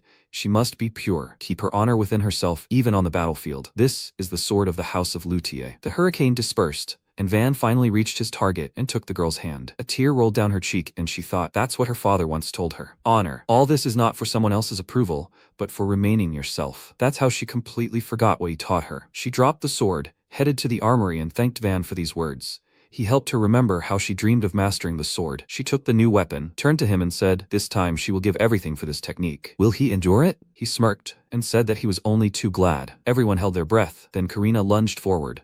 A simple strike from above, and yet it was filigree. This was the only technique her father taught her. MC smiled, glad that he finally learned what she really was, and then struck back. A second and Karina fell, and her sword finished the blow and left a deep crack in the wall. It was a complete defeat, but she was not upset. She turned to him with a smile, thanking him for this fight, and he extended his hand to her, saying that he was grateful too. It was simply incredible. The arena remained silent. Everyone was shocked by her defeat. A first year had defeated the 5th crown, and Galda to boot. The silence was broken by the first round of applause from the prince, and everyone followed him. To loud, triumphant applause, Karina accepted Van's help and stood up. The next day, everyone went to class as usual, and Falk asked Van if his wounds had healed yet. He smiled and told him that the healer had patched him up pretty well, and Ralph exclaimed that it was simply amazing. He couldn't believe he had defeated her. Falk was very proud of his friend. This battle would go down in Academy history, and MC asked them to stop. It was just a simple duel. Falk immediately grabbed his shoulder and exclaimed, "You call this a simple fight?" A first year had defeated the 5th crown. Suddenly, Ralph noticed something and pointed to a tree, telling them to look there. The Princess of 1,000 Blades was there. She stood by the tree, looking at them, and Van was surprised that she was also healthy after yesterday. With a heavy sigh, she approached them, and the boys immediately became wary. Ralph even thought that she came for revenge, and Falk told him to calm down. Yesterday's duel was official. She can't just attack him. MC smiled and waved his hand at the upperclassman, greeting her, and she advised him to work on his manners. He apologized and jokingly asked if he was in for punishment. She answered him that she hadn't come for that, after which she sheepishly pointed her finger at him and ordered him to become her squire. All three were shocked by this proposal. A squire is a young man who serves as a knight in order to master the code of honor. In the Royal Academy, this is the name of the system when the upperclassmen help the younger ones who have caught their interest. Karina declared, "From now on, in the name of the 5 crowns, she will personally provide him with assistance and correct his behavior." Van was very upset. This meant that she would now be watching him. Meanwhile, Falk whispered to Ralph that this was even good. Now no one would disturb Van while she was watching him. Hearing their whispers, MC understood her intentions. He certainly appreciated it all, but Karina proudly raised her head and said that it was an honor for him. She personally took him under her wing, and now let him kneel and swear an oath of allegiance to her. The boys froze in anticipation. Van sighed heavily and bowed to the girl, saying that he was very grateful to her, but he refused. Immediately after these words, he broke into a run and exclaimed, "He hates being watched." Karina clearly did not expect this. She rushed after him and exclaimed indignantly, "Does not he need her help?" The boys' voices remained where they were, and Ralph was very puzzled by the behavior of the Princess of 1,000 Swords, and he hinted at his friend, "Could she be? This is definitely not it, right?" Meanwhile, 3 of the 5 crowns gathered in the hall to discuss everything. The prince slammed his fist on the armrest in anger and said that it was a disgrace. One of the 5 crowns lost to a simple Galda. Arnulf just looked out the window and thought, and Amelia sipped tea. Leonius said that at first he thought it was Helena. After all, she exerted influence, trying to push Galda here. But he defeated Karina. Everything changed. He is not from the royal family, and he is not a mage. They understand what this means, right? The hierarchy is built on magic depending on the skill with which the nobility helps people. And the royal family rules the country. That woman is trying to destroy everything. This is an attack on the kingdom. He glanced at the other members of the 5. Arnulf stared out the window and wondered how Van even knew these techniques. Taking a sip of tea, Amelia calmly told the prince that there was no reason for that.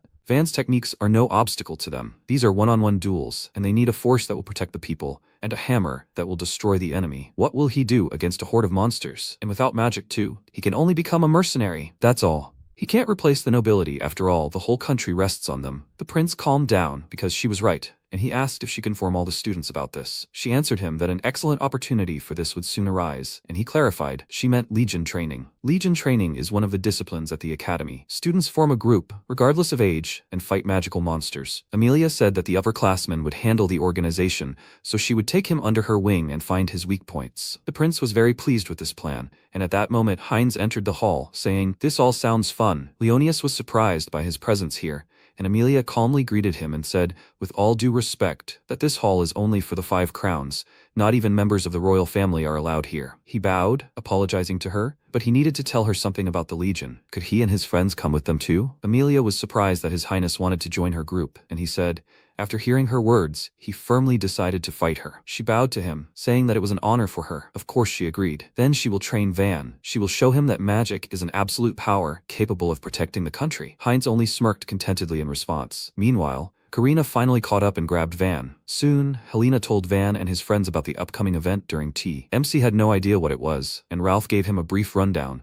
They assemble units and carry out missions together. Falk added enthusiastically, "Besides this, each student actually gives orders to the royal soldiers." He thoughtfully remarked that this was just training for experience as a commander, and Helena said it was a real battle. This time, they would be in the magical wasteland of the Weeping Marshes. Lands saturated with magical power are called magical wastelands. The shady forest where the academy entrance exam is held is just a patch. They actually talked about this in class, but these wastelands are teeming with magical creatures. When there are too many of them, they move to new territory, scattering in all directions. Because of this, civilians suffer, so they sometimes exterminate these beasts to prevent a stampede. This is one of the most important tasks of the elite. Van paused, and Helena asked if something was wrong. He told her everything was fine, and she continued. During training, they assemble units with academy students, and the royal soldiers form a single legion. First years become squad leaders, and they, the upperclassmen, organize them into companies. Ralph asked if they prove themselves during training, they will be recognized, right? She confirmed this. The 5 crowns achieved major victories right during Legion training. Falk noted that since the operation is conducted at the company level, the commander is very important, and Helena agreed. Those nominated by the upperclassmen are appointed to the squads. MC was sure that under such a system, he would end up with nothing, but contrary to his expectations, Helena said with a smile that there were actually a couple of seniors who wanted to choose him. He looked at her in bewilderment, and she said that it was good for him. Many upperclassmen respected him. His friends were very proud of him, which is not surprising, since he defeated the Princess of Blades herself. He also defeated Cursed Fang in the entrance exams. Everyone is very curious about his techniques, immense strength, and no magic. Van was very surprised. They respect him, a native of Galda? In his past life, he could not even dream of this. Apparently, the world is beginning to change step by step, although not everyone likes it. He looked up at the academy. Leonius was watching him from the window. He was very surprised when they met eyes. He wondered if he really noticed his gaze, but how is that possible? Without magic, it is impossible to sense someone else's presence at such a distance. He walked away from the window, arrogantly telling them all to play at being friends while they can. Meanwhile, Helena said, one way or another, they will not hurt him. But given the authority of the 5 crown, she wants to take him with her, as well as his friends. The boys were very happy, but suddenly Karina's voice was heard, ordering them not to rush. They didn't even notice her approach. MC winced, knowing she'd started all again. Karina pointed her finger at him and exclaimed that she was responsible for her squire. She would be the one giving him orders. He jumped up from the table and exclaimed that he'd turned her down, and Helena laughed, noting that it was all so interesting. She didn't mind. Van indignantly asked her not to decide for him, and a couple of days later they went to the notice board, where the lists had already been posted. A crowd had gathered, and making his way through the crowd, Falk told Van that if the cool seniors chose him, it would be a great honor. Well, it doesn't concern them. Everyone here is so serious. MC said he wasn't there. His friends turned to him in bewilderment, asking what was wrong, and he confusedly told them that he wasn't on Helena's team. Ralph began searching for his name on the Thousand Blades Princess's company roster, but Van had already found himself in the 5th company with Amelia Rosenwald. Ralph was greatly surprised, and Falk noticed another familiar name on the list, Heinz Ferrania. MC was a little taken aback by this development, but suddenly someone touched his back, and he immediately turned to see Heinz waving at him, along with Amelia. The prince extended his hand, saying they hadn't seen each other in a while, and invited him to work hard as a team. Van looked down, still remembering how he had acted in his past life, and ignored the gesture. The prince withdrew his hand with an awkward smile, and Amelia asked, "So he was Van Colgar?" She introduced herself, saying she was one of the 5 crowns and his commander, and he bowed to her, apologizing for the late greeting. She told him it was fine. She didn't like all this formality. However, she would immediately tell him to know his place as Galda and follow her instructions. Her chilling tone made him uneasy, and Helena immediately called out to her, asking if she thought that was a bit rude. She replied that it was still kind. If weaklings come forward, they will put themselves and the entire team at risk. On the battlefield, everyone must know their tasks and fulfill them, and Galda's role without magic is scout and sentry. MC was stunned. He didn't hear any contempt or malice in her words. She simply sincerely believed in what she was saying. People like that are nothing but trouble. He told her that she was right when she said that one must fulfill one's role. That's why he entered the academy. Helena told him that casting spells isn't the only principle of magic. If he can suppress a mage without spells, he will definitely deserve to become a knight. Recalling these words, he told Amelia that he had come to show Galda what he could do without magic. She would see for herself whether he was a burden or not. She looked him up and down, paused, and turned away, saying goodbye. She, at the very least, acknowledged his strength of spirit. Heinz also decided to leave and, as a parting word, told Van not to worry. He was sure he would be able to demonstrate his abilities. He followed Amelia, and Karina asked if the prince had orchestrated this. Helena confidently said that they had used connections to influence the distribution of teams. She hadn't thought things would go this far. MC was nervous. Things were only getting more complicated, and this mission was already dangerous. He had already heard about magical monsters in the Weeping Marshes. One day, the royal army encountered a new kind of magical creature, and almost all the soldiers died. The monster caused a stampede and nearly destroyed everything around it. Many became heroes in that battle, and in the end the monster was stopped. But the royal lands were reduced to ashes, and then a civil war began. His friends approached him, worriedly asking if he was okay, and he told them everything was fine. He was just thinking. The boys started discussing it, and he thought, if a new kind of monster appears again this time, they will definitely suffer, and that can't be allowed. He wanted to go with Helena or Karina, but now things were even more complicated. He glanced at them. Karina noticed it, and with a satisfied smirk, told Helena that he had just looked at her. He clearly wanted to be with her. She only smiled awkwardly in response, and he thought, perhaps she had decided to make him look like a nobody on the battlefield, but the real danger was different. This operation clearly would not end quietly. Soon, it was time to set off, and all the squads,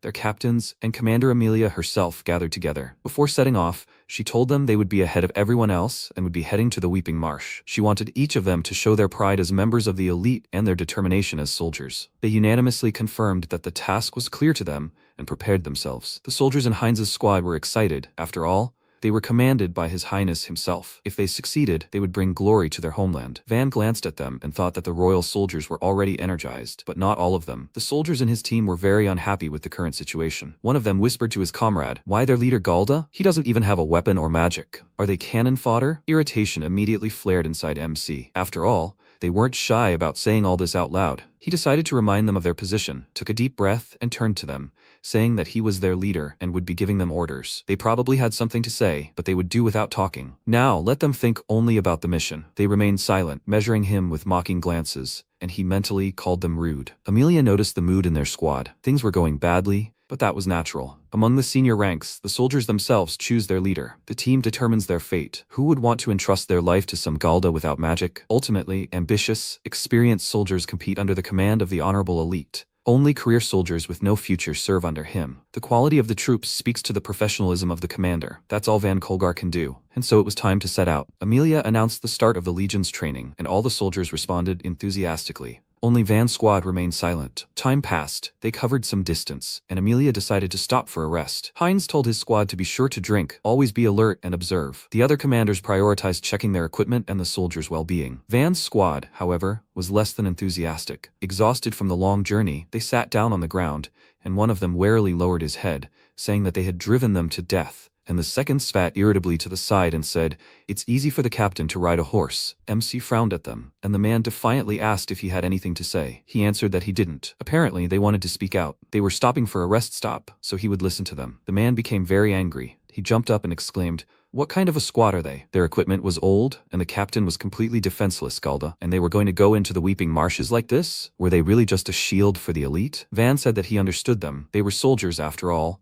and service was a matter of life and death for them. But let them look at it differently. He dismounted and flexed his fists. He wouldn't convince them with words, so he'd better show them everything. The man was slightly taken aback, and he said, "If they want to complain to him, then let them go ahead. They can all attack him. He can handle it." They thought about it. The man became very angry and attacked him with a sword. But MC quickly reacted and stopped the blade with his bare hand, surprising him, and then simply took it from him, causing him to fall and hit his head. Everyone else was surprised that he was able to disarm him so easily, and he quickly checked the blade and glanced at them, asking, "Are they not going to attack him?" They remained silent. No one dared attack him, and then with a heavy sigh he asked, "Did they say the equipment was bad?" He turned sharply and swung his sword, demonstrating the opposite. The blade easily cut down the tree, and it fell with a crash. His soldiers were surprised, and the rest noticed the noise. After that, Van handed the sword to the man and said with a grin, "True, the equipment is not new, but still worthy. He knows how to use weapons. He studied all the types before choosing a fighting style. He will learn how to work with them. They will not die in vain. And if they don't like something, they can arrange a wonderful dinner for the monster." These words made them nervous. He decided to leave it at that for now, and Amelia, who had been watching him all this time, frowned. She didn't think that he would argue with his men. It was stupid. You need to command with your heart. Soldiers motivated by fear alone may obey, but as soon as they reach the edge, control will be lost. His own soldiers will rebel against him. It's all over for him. Soon night fell. Having advanced even further,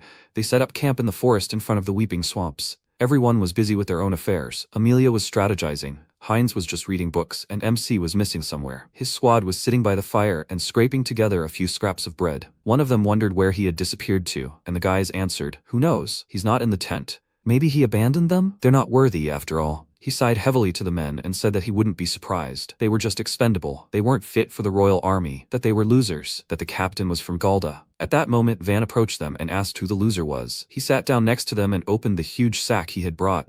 Inside were aromatic herbs, mushrooms, and hairs. The soldiers looked at his loot in surprise, after which MC chopped everything into soup and fried the meat. Finally, everything was ready. They watched in surprise as he poured soup into bowls. He then handed one to the man and told them all to eat. Rations would be scarce. They needed strength for tomorrow's battle. He also handed him some grass and told him to crush it and rub the insoles of his shoes with it to help with blisters. The man, confused, pulled away from him and exclaimed, why was he suddenly being so polite? He wanted to bribe them with food. Van thought for a second, then looked down and answered that he had been in their place too. He too had rubbed his feet until they bled, and he too had eaten tough bread. Sometimes, this bread would make his stomach churn so much that he could barely stand, let alone fight. The men looked at him thoughtfully. They had experienced all this. They had one piece of bread, which they divided among 5. It was not enough for them, and only whetted their appetites. The guy asked if he'd ever fought anyone at that age. His comrade reminded him that he was Galda, so it wasn't surprising. The man looked at the captain suspiciously and asked if he felt sorry for them. He told him it wasn't pity, it was an investment. He would use them to achieve his goal and receive a reward. But he promised them he would never use them as expendable material. He would bring each of them home. So if they wanted to survive, let them work for his goal. They wouldn't regret it. He handed the man the soup again, and he stared at him in surprise, just like everyone else. After that, he grinned and asked, so that's how it is? MC asked what was so funny about what he said,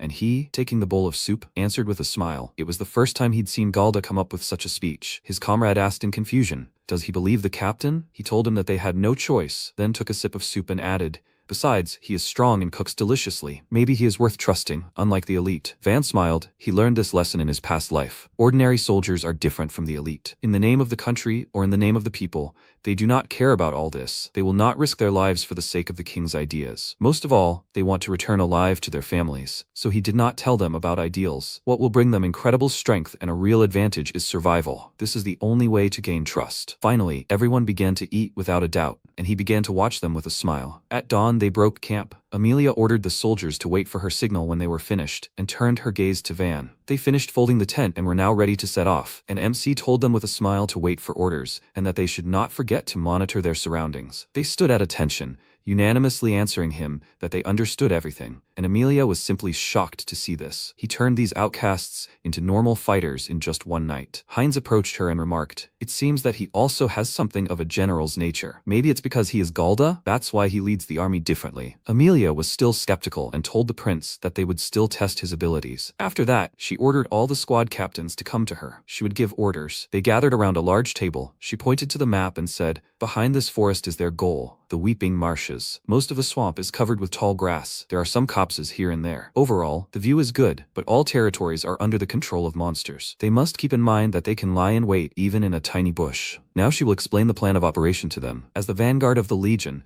their job is to detect enemy presence in the swamps. To do this, their unit will form a wedge and charge through the swamp. The captains were surprised. That would mean they would charge straight at the enemy. And Heinz pointed out, "This is reconnaissance in force." She confirmed this. Reconnaissance in force is a deliberate invasion of enemy territory in order to gauge their strength by the level of resistance. It is dangerous, but it is the fastest way to scout the enemy. Fortunately, the Weeping Marshes have relatively solid ground, so horses will be able to pass. If they avoid swamps and streams, breaking through right away will not be difficult. Do they have any questions? Van raised his hand and asked why they use reconnaissance in force instead of regular reconnaissance. She answered him that the territory is too large, and besides, monsters could be hiding there. Cautious reconnaissance would not help them count the total number of monsters. Therefore, they will deliberately invade the enemy and catch them off guard and observe their reaction. That way, they'll gather reliable information without wasting time. That's the essence of reconnaissance in force. The other commanders were delighted with her line of thought. It was bold, but it made sense. As expected of the heir to the Rodenwald family, she reminded them that they, too, were heirs to the royal elite. Praise was unnecessary.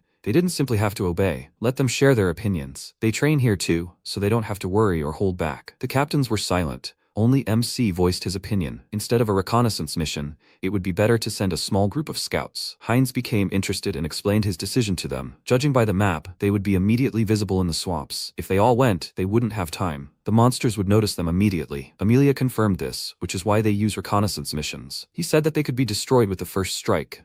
And she frowned, asking, "Does he think she will be overcome by some monsters?" He answered that he was responsible for the lives of his charges. He immediately assumed the worst. She thought about it and said that was unlikely, but she understood. Then what would they do? He answered that his unit would go forward and lure the enemy out. If the main forces went immediately after the monsters attacked, it was unlikely that anyone else would attack them. Amelia said she appreciated his courage in voicing his opinion. That's how a future officer candidate should behave. He frowned and thought, so what? Does she agree? But she didn't like his plan. She said it was too cowardly. The main forces of the Legion would arrive before the reconnaissance was finished. He objected, but she interrupted him and said, if they were spotted, the enemy would have time to prepare. Then they would definitely be destroyed. He became nervous, and she said that they should attack before the enemy was ready. That was the most effective method. He thought she was right, but he knew this operation would fail. He tried to convince her and said that they were currently a training unit, their ability to respond to a threat. She didn't let him finish and asked, what kind of threat? The number of enemies or traps? She needed proof. He clicked his tongue in frustration, not knowing what to tell her. He hadn't thought this through. In his past life, he'd been a simple mercenary, far from the western border then. Besides, the information about the monsters in the Weeping Marshes had been sealed and erased from official records by the Royal Army. Apparently, Heinz knew, but he would never have gotten involved in something like that. When he didn't hear an answer, Amelia said that unfounded worries were called cowardice. They only undermined the soldier's confidence. He wanted to object, but then she raised her voice and ordered him to stop. She was listening to their suggestions, but if he continued, she would consider it insubordination. He fell silent, and she announced the start of reconnaissance in force. She would lead the company, and all units should prepare. She turned to Van and said that since he wanted to be safe so much, his unit would be at the very end. It would be better that way. He cursed silently. Insubordination was punishable even for academy students, At best, expulsion, at worst, prison. The other commanders dispersed. They understood that Galda was excellent at reconnaissance and what he was about to do, but he was too brazen. Being empty-handed in the rear would not get him any recognition. MC became nervous and began frantically thinking about what to do. He had to do something, even in the rear. No, he needed to do something that could only be done in the rear. After that, they went on reconnaissance and ran out onto the field, as Amelia said, she leading all the squads. Monsters, Nox Fang, ran out to meet them. These are small monsters that live in the swamps. They are not very strong, but their fangs contain magical poison. A soldier told Amelia that there was a pack of monsters ahead. Will they retreat? She refused. They will run through the weakest. She used magic, and wind began to accumulate at the tip of her weapon, and then she used her storm spear, and all the monsters were scattered by a gust of wind. One of the commanders smiled, seeing the Rodenwald family's magic in action, and ordered his soldiers to follow Amelia. He shot down several monsters with fire arrows, and the soldiers were also impressed by their abilities. This was expected of academy students. At this rate, they would easily break through. Meanwhile, Van and his squad stood at the edge of the forest and watched these flashes of magic from afar. The man noted that everything had begun. They won't follow them? They can't do anything from here. MC told them not to worry. He quickly looked around and, pointing to a plant, ordered them to take it. They asked in confusion why they needed it. Lighting a fire certainly wouldn't help, and Van promised to explain everything to them later. For now, let them quietly collect these plants and as many as they can. They exchanged confused glances and began to carry out the order. Meanwhile, Amelia struck another monster with her spear and ordered the others to keep moving. The company quickly advanced. One of the soldiers noticed someone's silhouette in the dust ahead and reported it to the captain. He glanced at the soldier and praised him, and the captain asked in anticipation, "Will they begin the hunt?" He replied that he would now strike first. But just as he urged his horse forward, lightning suddenly struck him with a deafening roar. The last sparks ran across his charred body, and then he fell along with his horse. The soldiers, who had just been full of fighting spirit, stared at him in shock, wondering what had happened. Amelia turned, looking for the monster that had done this. Right now, a huge beetle surrounded by lightning was heading towards them. The soldiers panicked and exclaimed, "What the hell is this? Could that gust of wind have been caused by this?" Heinz immediately realized what kind of monster it was. A thunderbug. One of the captains exclaimed that it couldn't be. Where did that come from? It's a high-class monster. This monster is usually found only in the northern mountain range. It's considered a natural disaster, and it takes an entire army to defeat it. The thunderbug prepared to attack again. The captain ordered his squad to retreat, and then lightning struck him, and he fell just like the first guy. Amelia became nervous. Lightning hits its target immediately. They can't defend against it even with magic. The soldiers were terrified and turned to the company commander to retreat, and she thought things were bad. They were panicking. Heinz ordered everyone to calm down, and they immediately fell silent. He dismounted and warned them. If they tried to escape, they would be killed on the spot. Let them spread out and duck. The beetle must not see them. They must wait for the right moment and attack. Amelia thanked him for his help, and he asked what they would do next. To be honest, at this distance, even he couldn't pierce the thunder beetle's shell. She told him that neither could she. At this distance, the monster had everything under control. They needed to get closer to it. She would go alone and kill it. The soldier became worried, because if she attacked directly, the lightning would strike her. She told him not to underestimate the Rodenwald cavalry. It could withstand a couple of blows, and they should reform and protect the rear with his highness. They understood her order, and she urged her horse forward, telling them to show how proud they were to be the king's soldiers. She prepared herself and thought that, judging by the previous lightning, the monster attacked every 5 seconds. At full speed, it could only strike once. If she holds out, it won't be able to reach her. Running closer to the beetle, she was about to use the storm spear, but suddenly something stopped the horse. Vines entangled its legs, and Amelia jerked. She saw it. It turned out the monster had wrapped the vines around the foot of the mountain. There were also monsters nearby. They bit into the horse's legs, and she got scared and reared up, and Amelia nervously asked it to calm down. After that, lightning struck them. Feeling a powerful discharge, she gritted her teeth and looked at the monsters that were also hit, and thought, doesn't the thunder beetle even care about its allies? They are also wounded. Does magic really work on its own? After the lightning strike, she couldn't move. The thunder beetle headed towards her, and the soldiers panicked, because even she couldn't defeat it. They turned to his highness and asked what they should do, but he didn't know either. The enemy was very serious. Suddenly, Van's voice was heard behind the unit, calling out loudly and pointing towards the smoke, telling them to run there. All this time, he and his squad had been collecting smoke reeds to ensure their retreat. This plant, found in magical wastelands, absorbs the metal emitted by magic directly from the ground, and when burned, the reeds release smoke with particles of heavy metal. This smoke does not disperse with the wind and lies closer to the ground, creating a dense curtain. Heinz told the soldiers that the thunder beetle would not see them, so it would not be able to strike. Lightning is powerful, but the monster only attacks what it sees. They must rescue the wounded and make their way through the smoke into the forest behind. Heinz trusted him and ordered everyone to follow his orders, and they also ran towards the smoke, picking up those injured by lightning. Heinz called out to Van, saying that Lady Amelia was still there, and he rushed to her and offered to take her, but the soldiers should retreat immediately. The prince looked after him with a smile and said, "Agreed." Soon everyone had taken refuge in the forest, and the soldiers watched anxiously as Amelia's wounds were bandaged. Van, who had just returned from reconnaissance, approached them. Heinz praised him and asked about the situation, to which he replied, "A whole horde of monsters are wandering near the forest. They are surrounded." The soldiers asked if they would be able to get out, and he told them that as soon as they leave the forest, they will find themselves in the open, then lightning will destroy everyone. Heinz noted that they cannot sit here forever. MC agreed with him, and as soon as night falls, the monsters will begin to hunt. The prince noted with puzzlement, "The wounded are getting worse. They need to regroup and take them to a doctor as soon as possible. The only luck is that they are still alive." He's grateful to him. He showed them the escape route. Van said that they must not die, and the prince became serious. That is why they must destroy that thunder beetle. He agreed with it. It is at the head of all the beasts. And then he realized something. Why is the prince not at all surprised? Seeing his wide eyes, Heinz asked what was wrong. MC gave him a suspicious glance, and silently told himself not to fall for that expression. He'd once made the mistake of thinking he could be relied upon. No matter how hopeless their situation seemed,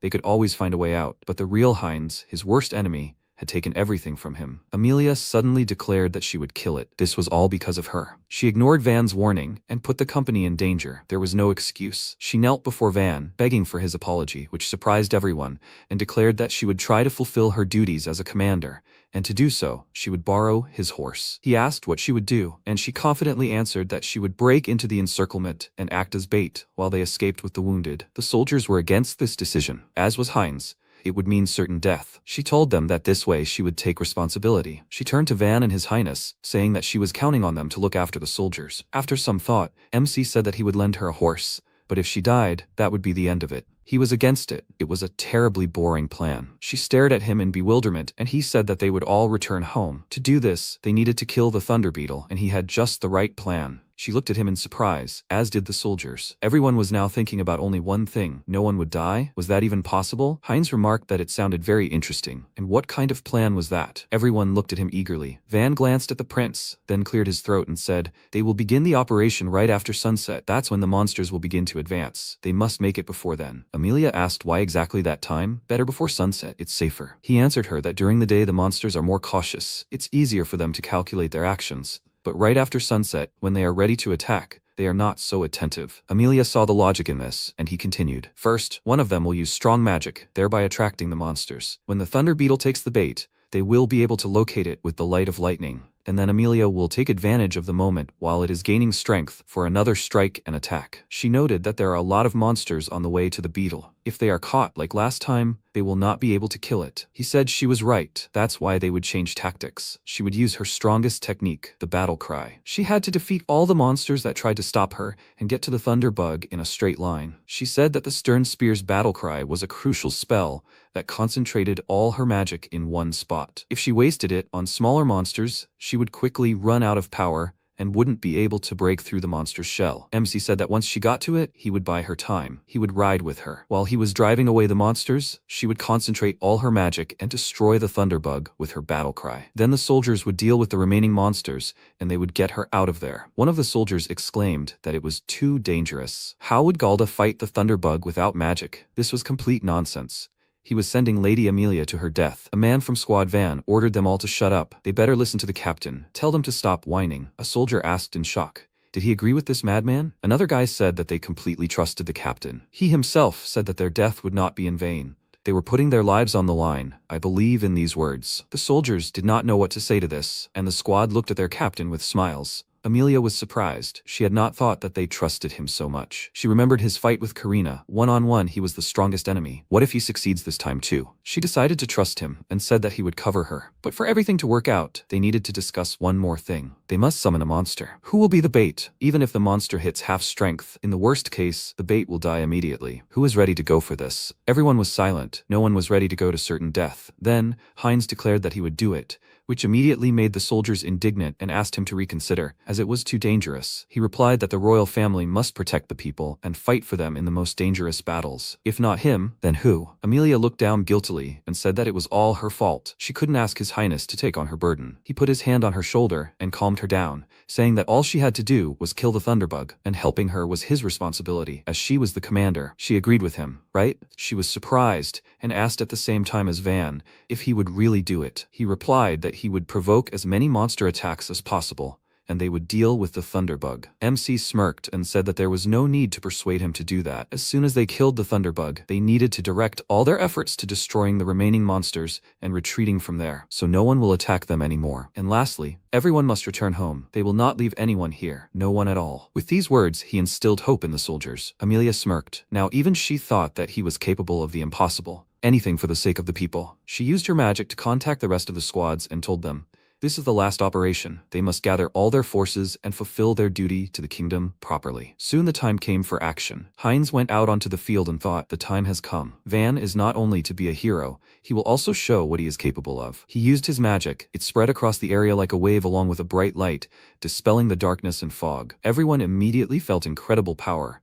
Now all the monsters will come to him. Soon after, a loud howl was heard. A pack of monsters headed towards him, and the soldiers came out of the forest to protect His Highness. They threw burning torches as far as they could, and illuminated everything ahead. Now they could see a whole horde of monsters of all kinds heading towards them. Seeing these ferocious beasts, the soldiers became nervous and wondered how many of them were there. They definitely couldn't handle them, but one of the MC squad soldiers told them not to panic. They needed to hold out until the Thunder Beetle used lightning. If they didn't protect the prince, it would be all over. Thanks to his words, they became more confident and boldly entered the battle, slashing and driving the enemies away from the prince. None of them had yet reached him. Heinz, meanwhile, peered into the darkness. Behind the monsters, he saw a bright flash and realized it was the Thunder Beetle. He immediately cast a magical protection on himself, and a flash of lightning reached him in a second, pierced the protection, and electrocuted him. Thanks to the magic, the blow was not as strong, but still very painful. The prince fell to his knees, exhausted.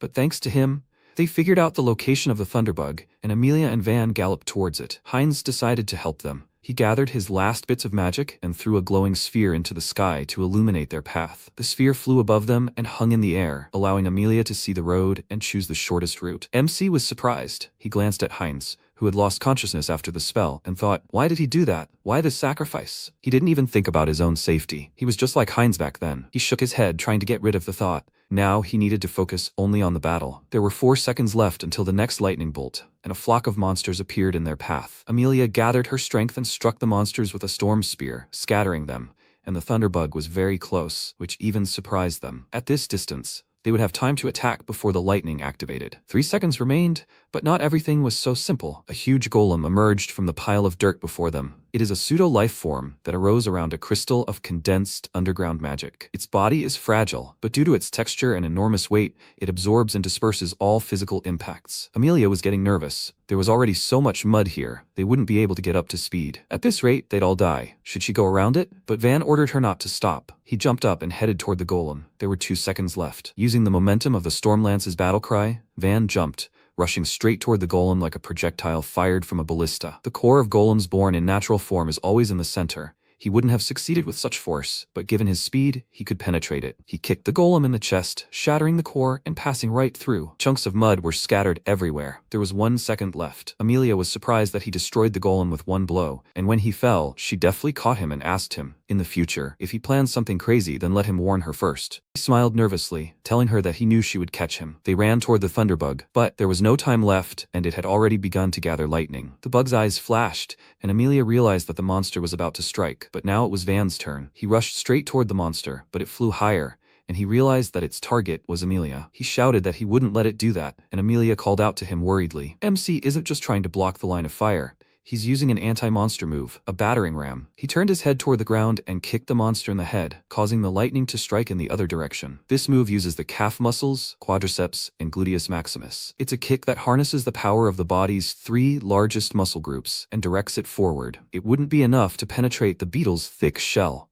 but the monster now understood that Van was a threat that needed to be eliminated and no longer aimed at Amelia. The Thunderbug waved its legs, trying to hit him, and he thought that the monster was fast, but it was nothing compared to Karina's dance. Using the beetle's legs as a support, he jumped up and swung his arms sharply, parrying the blows, so he was level with the monster's head and rushed into a furious attack. He gathered his strength in his fist and delivered multiple blows to the monster's head, finishing with an elbow. After that, he increased the distance between them. The thunderbug remained in place and only growled, and MC thought, "It doesn't look like it's hurt, but that doesn't matter. The main thing is not to let it regain its strength." The beetle launched its legs at him. He dodged each blow and continued to distract it. Meanwhile, Amelia gathered magic for a strike and watched this guy's movements in amazement. How could someone who didn't have magic fight like that? She remembered how her father trained her. Having lost her strength, she fell to her knees, and her father firmly ordered her to get up. The great power that they, noble people, possess is created to protect those who do not have this power. And when she thinks about the responsibility that lies on her shoulders, let her never let go of the weapon, no matter what. It is the pride of their family. Therefore, let her get up immediately. She gritted her teeth, took the spear and stood up, asking her father to say it again. She had never doubted this thought in her life, but now Van, the one who does not possess that very power, is protecting her. Was she wrong? Was this pride really just arrogance and overconfidence? So, it turns out, you don't have to master magic to be a worthy person. She nervously clenched her teeth, looked confidently at the monster, and thought that Prince Heinz and Van had given her one last chance. With this blow, she had to destroy this monster. At this time, MC delivered a few more blows. The monster made a kind of wheezing sound, and he wondered if it really worked. He decided to strike again. He approached, and at that moment, a huge, sharp stinger emerged from the beetle's abdomen and pierced his body. No one expected this. The links of the thunder beetle's tail can move individually, resembling the strike of a whip. The speed of the tail tip exceeded the reflexes of Van, who had specially trained for close combat. Amelia was very worried about him, but she had already regained her strength, and so she was ready to help him. But the thunderbug was in no hurry to let go of Van. It waved its tail to hide behind his body, and now Amelia couldn't attack. She looked at the monster with surprise and a hint of horror, not believing what she had just witnessed. The thunderbug works in a team with other monsters, accustoming the enemy to close combat and suddenly striking with its tail. And now it uses Van as a shield? This monster can think through tactics. She has never seen such a thing. Sparks began to gather around the bug. Amelia didn't know what to do. If the bug struck with lightning again, they would be unable to resist, but if she threw a spear, she would hit Van. She faced a difficult choice. MC understood this and told her it was okay. Let her act. Only then will they win. She objected, because then he would die, and he told her not to doubt. They no longer had time. He smiled and told her to act as a commander should. She was surprised to see his gaze. This wasn't a reckless desire to die, but a firm determination and unwavering faith in victory. She lowered her head and closed her eyes, replaying all his actions so far in her mind. He was right. This man was turning her worldview upside down again and again, so this time she would trust him completely. She gathered her strength and urged her horse forward, then gathered all the power of the thunder spear and took aim. Van waited for this, grabbed the beetle by the tail, and decided to use the combined trajectory reversal technique. The thunder beetle's tail consists of freely moving links, but he used the reversal technique on the tip of this one's tail, causing the monster to snap. The range of motion of the first joint of the tail was exhausted, and a loss of control occurred. When several axes of rotation coincide in one plane, control of movement becomes impossible. Without using magic, MC found the monster's weak spot. Using this technique, he made the monster flip over onto its back, and then he gave Amelia a signal, and a storm wind gathered at the tip of her spear. With a loud roar, she stabbed her spear forward. A powerful stream of magic pierced the thunder beetle's thick shell, causing an explosion, and the shockwave spread for kilometers. A huge depression remained at the impact site, and without even having time to catch her breath, Amelia jumped off her horse and ran there, calling for Van. She froze when she saw the monster's severed tail and Van lying nearby. His wounds were severe, so she ran up to him and worriedly told him to hold on a little longer. He couldn't die. He chuckled quietly and told her that it was spectacular. He really thought he was going to die. She calmed down a little when she saw that he was conscious and looked around, asking what had happened. Her spear wasn't capable of causing such an explosion. He turned his head towards the monster, glanced at the pieces that remained of it, and answered her. He attacked the beetle endlessly, always looking for its weak spot. He used a crushing blow, not at full force, but with increased spin. He aimed at the monster's shell and tested its ability to reflect blows. Finally, he found a place under the double veins of the wings on the thunder beetle's back, which absorbed vibrations. He realized that the monster stored all its magic there. He aimed the tip of the spear there. When she pierced the core, all the magic went out of control and caused an explosion. She asked in surprise, and he calculated all this. Fighting alone, he answered her with a smile. Something was risky, and then she sighed heavily and grabbed her head, after which she furiously called him an idiot. He should have at least warned her. She would go gray so soon because of him. He replied that he actually didn't have time, and he also knew that that she could handle it. These words immediately calmed her down. She sighed heavily and asked with a smile, "Is he at it again?" "He's just something." She helped him up. He winced because of the severe pain in his stomach and said that it was too early to relax. The situation was still dangerous. Amelia agreed with him. They were in the middle of a pack of monsters. She had run out of magic, and he was seriously injured. They needed to join Prince Heinz as soon as possible. She approached the horse and looked around, wondering which direction to go, and MC meanwhile thought, actually, thunderbugs only remained in the north, and where did they come from here? If they came here on their own, they must have teamed up with other monsters. He approached the remains of the beetle, tore open its belly, and pulled out a shining stone, which was strange. It was a magic crystal. Natural magic collects in this crystal over many years. Even one such stone is very powerful. It's used to create magical devices and secret medicines, so it's much more valuable than a bag of gold. But where did it come from inside the monster? He's never seen anything like it. Maybe someone implanted it into the thunderbugs, but why would they need it? This is clearly no accident. Someone deliberately unleashed the most powerful monster on their company, and the target is apparently Prince Heinz. Amelia distracted him from his thoughts. She found the way. While the prince and the others distract the monsters, they will break through the crowds of monsters. She extended her hand to him, helping him to his feet, and he thought that the report could wait. First they needed to survive. Suddenly, a voice sounded behind them that sent shivers down their spines. The stranger in white robes said that he didn't expect this. How could ordinary students defeat his beloved Thunderbug? Van immediately recognized the emblem on his clothes, and Amelia prepared for the attack and exclaimed that he was a survivor from the Purification faction. The man said that sounded offensive. The kingdom barely grabbed the lizard's tail and already thinks it's in their hands? They are the true main faction of the Guardians of the Great Pure Blood. The atmosphere became heavy. MC hadn't felt this in a long time. Only soldiers are familiar with this. Beyond logic or magic, this is a warning, an intuition. Some call it a premonition of death. The smell of death lingers around this man. And in his past life he fought, risking his life, against war demons equal in strength to him, although this guy is even stronger. Amelia felt the same. She stepped forward and ordered Van to step back, and the man remarked on her courage. His fingers pointed the way to the realm of the dead. Threads stretched from his sharp nails to the ground, and he commanded the creatures to crawl out and devour everything in their path. Iron beetles are mid-class monsters with a durable shell. These monsters are extremely ferocious predators. One beetle is as strong as an entire platoon of seasoned soldiers. Even an expert mage can control 3 creatures at once, but this man controls 10 at once. A puppeteer mage, he is also extremely powerful, so it was he who summoned the thunder beetle, and the magic crystal helped him control it. The man pointed forward,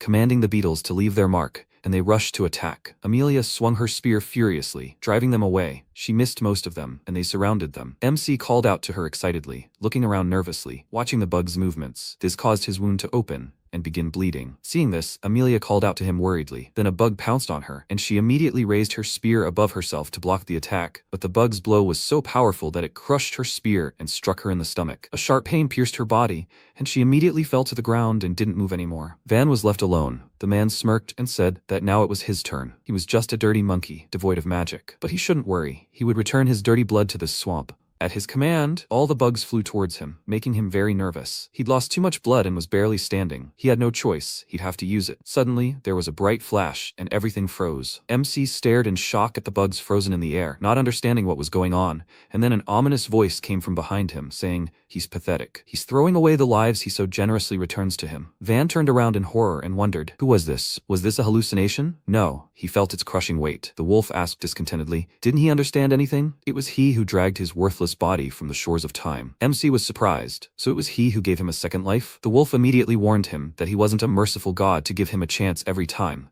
But he couldn't die so easily. He would lend him his power, but only this once, and the price would be this woman. Van immediately looked at her, guessing what he meant. He must sacrifice her, let him cut her throat, and swear to give him her blood. Then, these tiny insects will immediately turn to dust. MC looked up at him and told him not to joke with him like that. She is his comrade. The wolf smirked at his naivety and asked why he doubted. She is the child of the ancient ruler who deprived Galda of everything. This is a perfect opportunity to settle old scores. Van remembered how his house burned and frowned, and the wolf said, otherwise they will simply die. Let him think. It will be better if at least he survives. This way he can save the soldiers in the rear. That will be the best option. He looked at Amelia again and firmly refused, to the wolf's surprise. She trusted him with her life, forgot about her pride, and agreed to his crazy plan. She tried to protect him from these monsters. He doesn't care what her family is. She is his comrade. He knows better than anyone what it's like to be betrayed by someone you trusted. That's why he will never betray his own. One chance was enough for him, so let him just stand aside and watch him. The wolf measured him with a glance. He remarked that it was quite interesting, so let him show him what he's capable of. After that,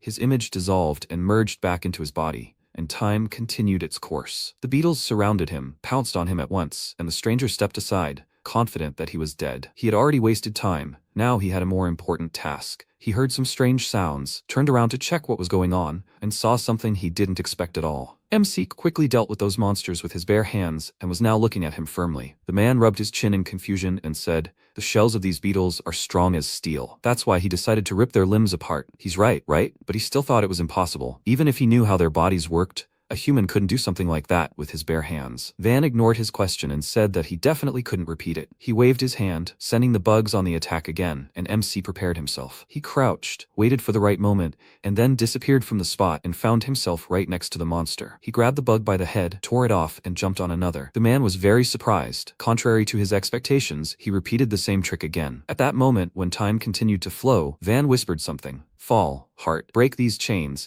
and become a blade of pure instinct that kills only enemies." His words had no magic. It was not a spell. The words cut into him, forcing him to believe in his own strength. By convincing himself of this, MC deliberately turns off the neocortex responsible for rational thinking. This part of the brain receives information and sends it to the brainstem and basal ganglia, which control the survival instinct of movement. Thus, the gap in time created by thought is reset, and the excess of natural painkillers in the brain blocks the pain from muscle tears, thereby removing the fuse that the person uses unconsciously. In this way, he uses his maximum capabilities right up to the point of muscle tears. He uses the secret technique, selflessness. By casting aside his mind, he turns into a killing machine for enemies. But if this technique is used with a body that is not fully physically developed, lifespan at the cellular level will be reduced, so it is a forbidden technique. Van destroyed all the enemies around him and turned to the man. He became nervous. He noticed how his skin darkened and bloody tears were pouring from his eyes. Due to physical overexertion, all his capillaries burst. It's simply incredible that Galda, who does not possess magic, can do such a thing. He remembered the prophecy. The wolf, defeated in the battle of the Age of Gods, lurks in the tainted blood and waits for its moment. Now he saw exactly who it lurked in. He admitted that he was no ordinary Galda.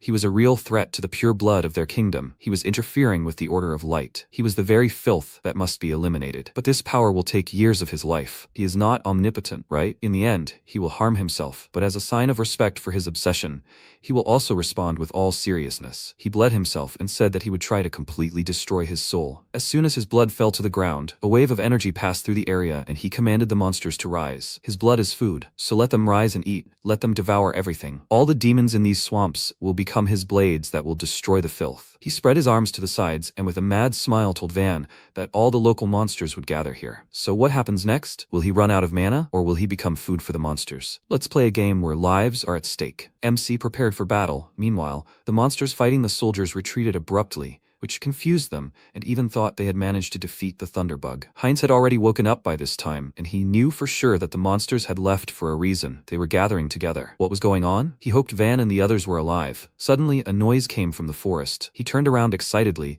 and wondered if they had really arrived. Meanwhile, the battle was in full swing. MC quickly moved across the battlefield, striking each monster. He didn't linger on one for too long, and immediately moved on to the next. When he collided with the bug, he froze, tilted his upper body back, and began to dodge the swift strikes of the bug's steel legs. The sharp thorns still touched him, but he didn't pay any attention to the pain and hit the monster with his fist, tearing out its heart. Meanwhile, the man thought, his obsession is quite something, but either way, he's just a useless piece of flesh. Even if he blocks the bolt and achieves extreme strength, physical exhaustion is inevitable. Muscles scream in pain and tear, and shattered bones can no longer support the body. He will destroy it and be done with it. Van still missed one beetle. It managed to crawl behind him and strike. With a cry of pain, MC fell face first into the ground, and he was surrounded. The man looked at him mockingly and asked, "Is this really the end?" It was fast. He waved his hand, ordering the monsters to cut off his head, and the steel beetle rushed to attack. As soon as it approached him, he opened his eyes and stood up abruptly, then rushed towards the man, ignoring the monster. The cordon is like a trap for a cornered animal, designed to deceive the predator. The man stared at him in shock. Completely unexpected, and Van was already very close. He clenched his fist and punched him in the face with all his might, and instantly he was thrown a huge distance with incredible speed. The blow shattered his forearm completely, making him lose consciousness and fall. Despite such a powerful blow, the man survived. If he hadn't had magic, he would have died instantly. Now he realized how dangerous he was. He had underestimated him, thinking him a weakling, but he turned out to be a worthy enemy, so he decided to kill him here and now. He raised his hands, sending the beetle to attack, and told that lousy monkey to disappear and never come back. The steel beetle was about to finish him off, but suddenly it hit him with a magic projectile and threw him back. It was Heinz's doing.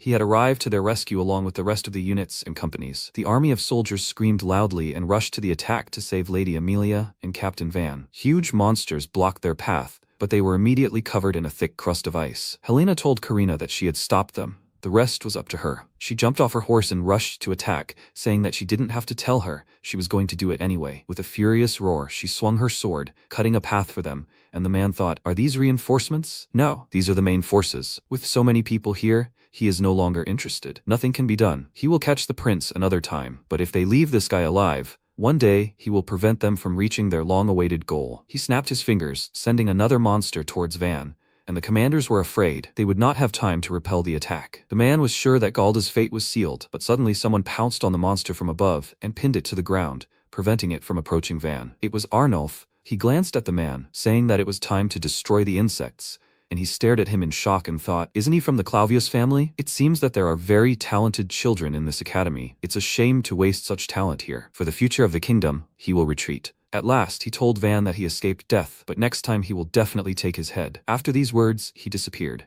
and when all the monsters were destroyed, MC's friends crowded around him, asking him not to die. Karina rolled him over onto his back and lifted him up. His skin had lost its lively appearance, had long since darkened, and acquired a slight purple tint. In a panic, she asked him to open his eyes, but he did not respond. They waited a little longer. Helena was horrified, and Ralph, frightened and in disbelief, asked, "Was he really dead?" Falk, panicked, called for healers, and Karina, with a trembling hand, touched Van's face and said that this couldn't be happening. He had to come to his senses. He hadn't become her squire yet. She wouldn't let him die. She burst into tears, her tears falling on his face, and then the healers arrived. They handed Van over to them and began to watch the process with concern. Helena couldn't resist asking how he was. The healer winced and shook his head, saying that the healing magic should awaken his life force, but it was gone. There was no spark to ignite it. Karina, frightened, went to the healer and exclaimed that these were all excuses, that he should heal him quickly. Ralph grabbed her hand to keep her out of his way, and the prince ordered him to do everything he could. He was a true hero. The healer continued his attempts, while Arnulf stood aside and watched. He looked at his skin tone. He'd seen this before. He'd once seen a girl who, in a similar fit of obsession, had lopped off the heads of her enemies, and he was small and watched in amazement. MC suddenly opened his mouth wide, gulping air. The healer himself was even surprised that he'd survived. His skin tone slowly began to return to normal. Karina was overjoyed, and Helena ordered the healer not to stop. He had to live, no matter what. The healer continued his treatment, and Arnulf left, wondering if he'd really gone beyond his limits. They set up camp there, and the next morning, the instructor arrived to take a statement. Van had already woken up, and everyone had gathered in his tent. The instructor said, "Judging by the Thunderbug attack, it was the work of the Purification faction, the Beast Tamers." Amelia confirmed this and added, "If the main forces had been even a second late, they would have perished." The instructor stared thoughtfully at his notebook, and the girls said that Prince Heinz and, most importantly, Captain Van Kolgar had resolved this hopeless situation. He had become bait for the Thunderbug and found its weak spot, and all she had to do was strike the monster with a spear, all thanks to him. The soldier said it was incredible, and Galda was capable of such a thing? She looked at him with displeasure and asked if something was wrong. He immediately told her that wasn't what he had meant. And she continued, even if they had excellent captains like Van Kolgar, it was she who had put her people in danger, and she was ready to accept any punishment. She bowed her head, waiting for the instructor's words, and MC began to worry. The man said he would write this in the report, but no one could have foreseen this, and she protected the people. No one died. He believed she deserved praise. She stared at him in surprise and thanked him, and Van breathed a sigh of relief. After that, the instructor said they were done. They would continue exploring that place, and they should rest. MC smiled and said, "It looks like no one will punish them. That's so great." The prince sat down next to him and added that everyone thought they were dead, and they even managed to find out where the Purification faction is now. A real achievement. Amelia smiled and noted that this was too strong a word. Without him and Van, she would already be dead. MC smiled, because it concerned him too, and his friends entered the tent. Karina immediately cast a displeased glance at Amelia from the doorway, and she happily said, "Of course, she was also a great help. She is sincerely grateful to her."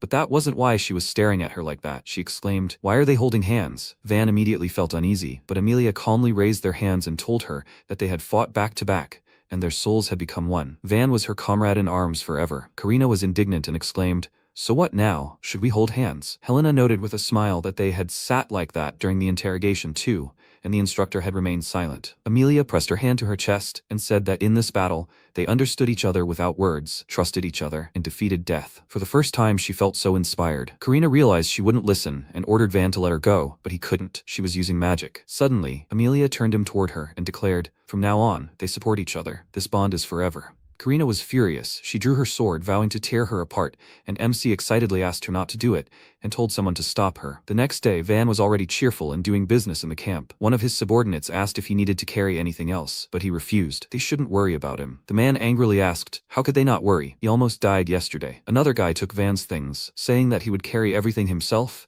and MC looked at them with a bitter smile. While they were doing their business, he sat down on a stump, turning over their words in his head. He almost died, or he was supposed to die. When he woke up, the crystal's magic was destroyed. He barely crawled out, even the mages gave up. But now he is full of strength and thinks only about the wolf who used this magic to save him. How did he do it? What does he want from him? Suddenly, out of the corner of his eye, he noticed movement next to him. Arnulf quietly approached him, and he immediately put the crystal away and said with a smile that he saved him yesterday. Thank you alone will not be enough. Arnulf suddenly punched him, but he quickly reacted and stopped it, noting that it was a stern greeting. Now was no time for jokes. Arnulf looked at his fist and said it was a zero grip, meaning he was familiar with this fighting art. Van was startled. He wanted to ask how he knew, but he didn't let him finish and told him to come see him when they returned to the academy. He wanted to know something. He left, leaving Van confused. How did he know his Galda shadow techniques? When they returned to the academy, an award ceremony was held. All three were awarded by the director personally. Taking the insignia, he approached Amelia and said, she led the front lines and opened the way despite the sudden attack of an unexpected enemy. Her unwavering fighting spirit is a true example for the royal elite, and he is awarding her for special merit. She bowed, saying she was honored, and all the students applauded her. Now Prince Heinz Ferrania, he sacrificed himself by becoming the enemy's target to protect the squad. He showed what a member of the royal family should be, and therefore he is awarding him for special merit. Everyone applauded again, and as soon as the director went to Van, disgruntled whispers were heard. MC felt uneasy, but the director quickly distracted him from them. Despite not having any magic, he found the Thunderbug's weakness, showed ingenuity and courage, and led them to victory. He's proud that such a unique talent has emerged in their academy, and that's why he's rewarding him for his exceptional achievements. Van was thrilled to see the insignia. He thanked the director, and applause broke out, but not from everyone. Half of them, of course, were unhappy that some Galda had become the pride of the academy, and Leonius belonged to that half. After the awards ceremony, the three of them went out into the courtyard, and Amelia said she still couldn't accept it. Because of her arrogance, the squad got into trouble, and she was even awarded. MC asked, is this the same thing again? Heinz asked her not to beat herself up so much. Without her thunder spear, they would all have died. That much was obvious. And he hadn't done much. He was just bait. Van said he risked his life. Without it, they would already be lying at the bottom of the swamp. Heinz smiled, noting that these words from him were more pleasant than the award, and he looked away, replying that it was a fact. Even so, he, a mere Galda, had been awarded. Heinz said that he truly deserved it. Of course, the academy had its own motives. They were attacked by the Purification faction, many were injured, and this was a major blow to their reputation. MC wasn't at all surprised and noted, so they showed off the heroes so that everyone would think the academy had won. Apparently, all this was just for show. Heinz stood up abruptly and leaned toward him, smiling. He wasn't just capable, he also saw the whole picture, as it really was. Van didn't understand what he was getting at, and he seriously offered him a job after graduating. MC's face turned shocked, and anxiety began to brew within him. Heinz said that he had a dream, and for it to come true, he must take the throne. He put his hand on his shoulder and continued with a smile. That's why he needs someone like him. His strength is unique. They can change this country together. What does he think about it? Van was stunned. He was saying that again. His words angered him, and the events of that day immediately started spinning in his head. Memories flooded him until his head hurt. He dropped the medal and squeezed the prince's wrist tightly, trying to control himself. Suddenly Amelia called out to His Highness. She stood between them and asked him to forgive her insolence, but she could not ignore his words. MC could finally breathe a sigh of relief. A little more, and it would have happened. She saved him. But she was right. The ninth prince cannot take the throne. It's the same as saying that he will get rid of the other princes. But she did not intervene because of that at all, but to say that Van would go with her. He stared at her in confusion, and Heinz asked, is this true? Amelia was embarrassed and flustered, mumbling something. She hadn't offered him anything yet, but she couldn't lie either. MC angrily asked them to stop making decisions for him, and Karina and Helena approached them. The latter congratulated him on receiving his insignia. Karina playfully elbowed Van and exclaimed that this was expected of her squire. Perhaps he'll join the 5 Crowns next year? He thanked her for the congratulations and said, puzzled, it seems the academy's leadership isn't so carefree these days. Helena agreed with him. The royal palace was discussing the incident with the utmost seriousness. Karina noted that the prince had almost died, and Helena thoughtfully remarked, they suspected the kingdom's plans were leaked to the Purification faction. The academy will investigate and report everything to the palace. MC thought about this, and Helena said with a smile that they could rejoice for now. She put her hand on his shoulder. They had taken a big step towards their goals. He looked at his insignia as if seeing it for the first time. Now he realized that they had truly advanced. Knighthood, he was born to become a member of the royal elite and change this country with his own hands. He smiled and agreed with her. Karina looked at them with displeasure and asked what they meant by their goals. Amelia pounced on Helena, asking her to explain everything in detail, and Karina grabbed Van, threatening him with a serious talk. Later that night, MC went to the academy training ground where Arnulf was training. He looked at him and remembered a recent conversation with his friends. He asked them about Arnulf. The girls said that he was special, even among the 5 crowns. He was 17, and he had already become the head of the Clauvius family. Heinz added that he was a master of magic, respected even by the instructors, but Karina hated him because it was impossible to tell what was going on in his head. And now, looking at him, Van could add that he mastered Galda's shadow combat techniques. Arnulf lunged, struck, paused, and thought about something, then turned to Van and noted that he had finally arrived. He smiled, saying that he had saved his life after all, and the guy immediately warned him that he didn't owe him anything. Even though he was older, he didn't have to respect him. He had called him to talk privately. MC asked what he wanted, and he decided to say it directly. He wanted him. He was taken aback by such an unexpected statement, but Arnulf didn't mean anything by it. He said that the academy had tasked him with conducting a secret investigation, and he was supposed to interview the students. Therefore, he wanted to appoint him as his assistant. Van was surprised by this. He scratched his head in confusion and said he understood what you were talking about, but first he would like to ask a couple of questions. First of all, he is a student, so why was he assigned to work undercover? He reminded him that he is the head of the Clauvius family,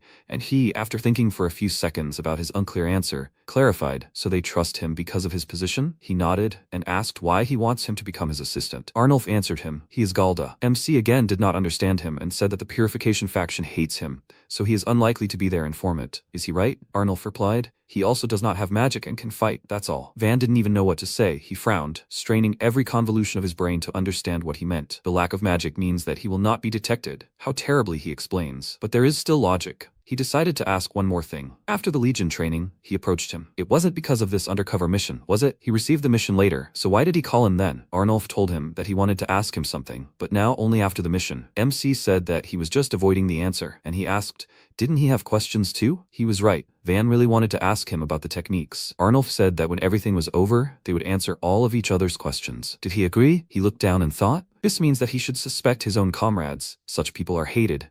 But this way he will achieve a lot. He will become closer to the title of knight, and also if they ignore the Purification faction, everything will end in civil war. In his past life, a war started and the king died. That's why the prince won. And if another war happens and Heinz becomes king again, everything will repeat itself. He agreed to this. But when it was all over, they would definitely talk, and Arnulf promised him this. A new day began, and after classes, Van's friends approached him and asked if he wanted to attend a seminar. MC thought about it. Now was the perfect time. A seminar is a special lesson with an instructor, different from regular lectures. Only those approved by the instructor can attend, and all these students study in a small group. Ralph enthusiastically declared that he wanted to go to Instructor Vargas, a magical swordsman, and Falk decided to go to Instructor Maris, a wind mage. Van was puzzled. He doubted that anyone would take him since he didn't have magic. But Ralph said it didn't matter. He could go to Professor Bartholomew. He's a theorist. He doesn't have a specific style. He's known for taking any students. Even lower-class students and ordinary people attended his seminars, but he's a true master. Some students achieve great heights thanks to him. MC didn't even know they had such a teacher and thought, this is not bad. He devoted enough time to theory in his past life. He told the boys that it all sounded great, but he still had things to do. He said goodbye to them, promising to go to the seminar next time, and went to the garden, where Arnulf was already waiting for him. He sat down next to him and suggested that he begin his investigation. Van asked where they should start, but he simply remained silent and stared at him. MC waited a few seconds, then couldn't resist asking what was going on. Arnulf, looking thoughtful, asked if they should start with a survey. Van was indignant. He hadn't thought anything through at all. This guy, he'd thought about it yesterday, but he was just a mindless mountain of muscle. Arnulf said he had no experience with such things, and if he had any ideas, let him suggest them. MC stared at him, confused, wondering if he wanted to hear his ideas. He was so weird. Even Amelia didn't immediately recognize him. Noticing his expression, the guy asked, is that a problem? MC pulled himself together and began to reason. In situations like these, there are 4 variables: people, goods, money, and information, and how they operate. The Purification faction attacked them right during training. They knew exactly when they would arrive at the swamps, which meant they needed to suspect whoever received this information first. And the first thing they would notice was the flow of information. Arnulf noted that he knew quite a lot,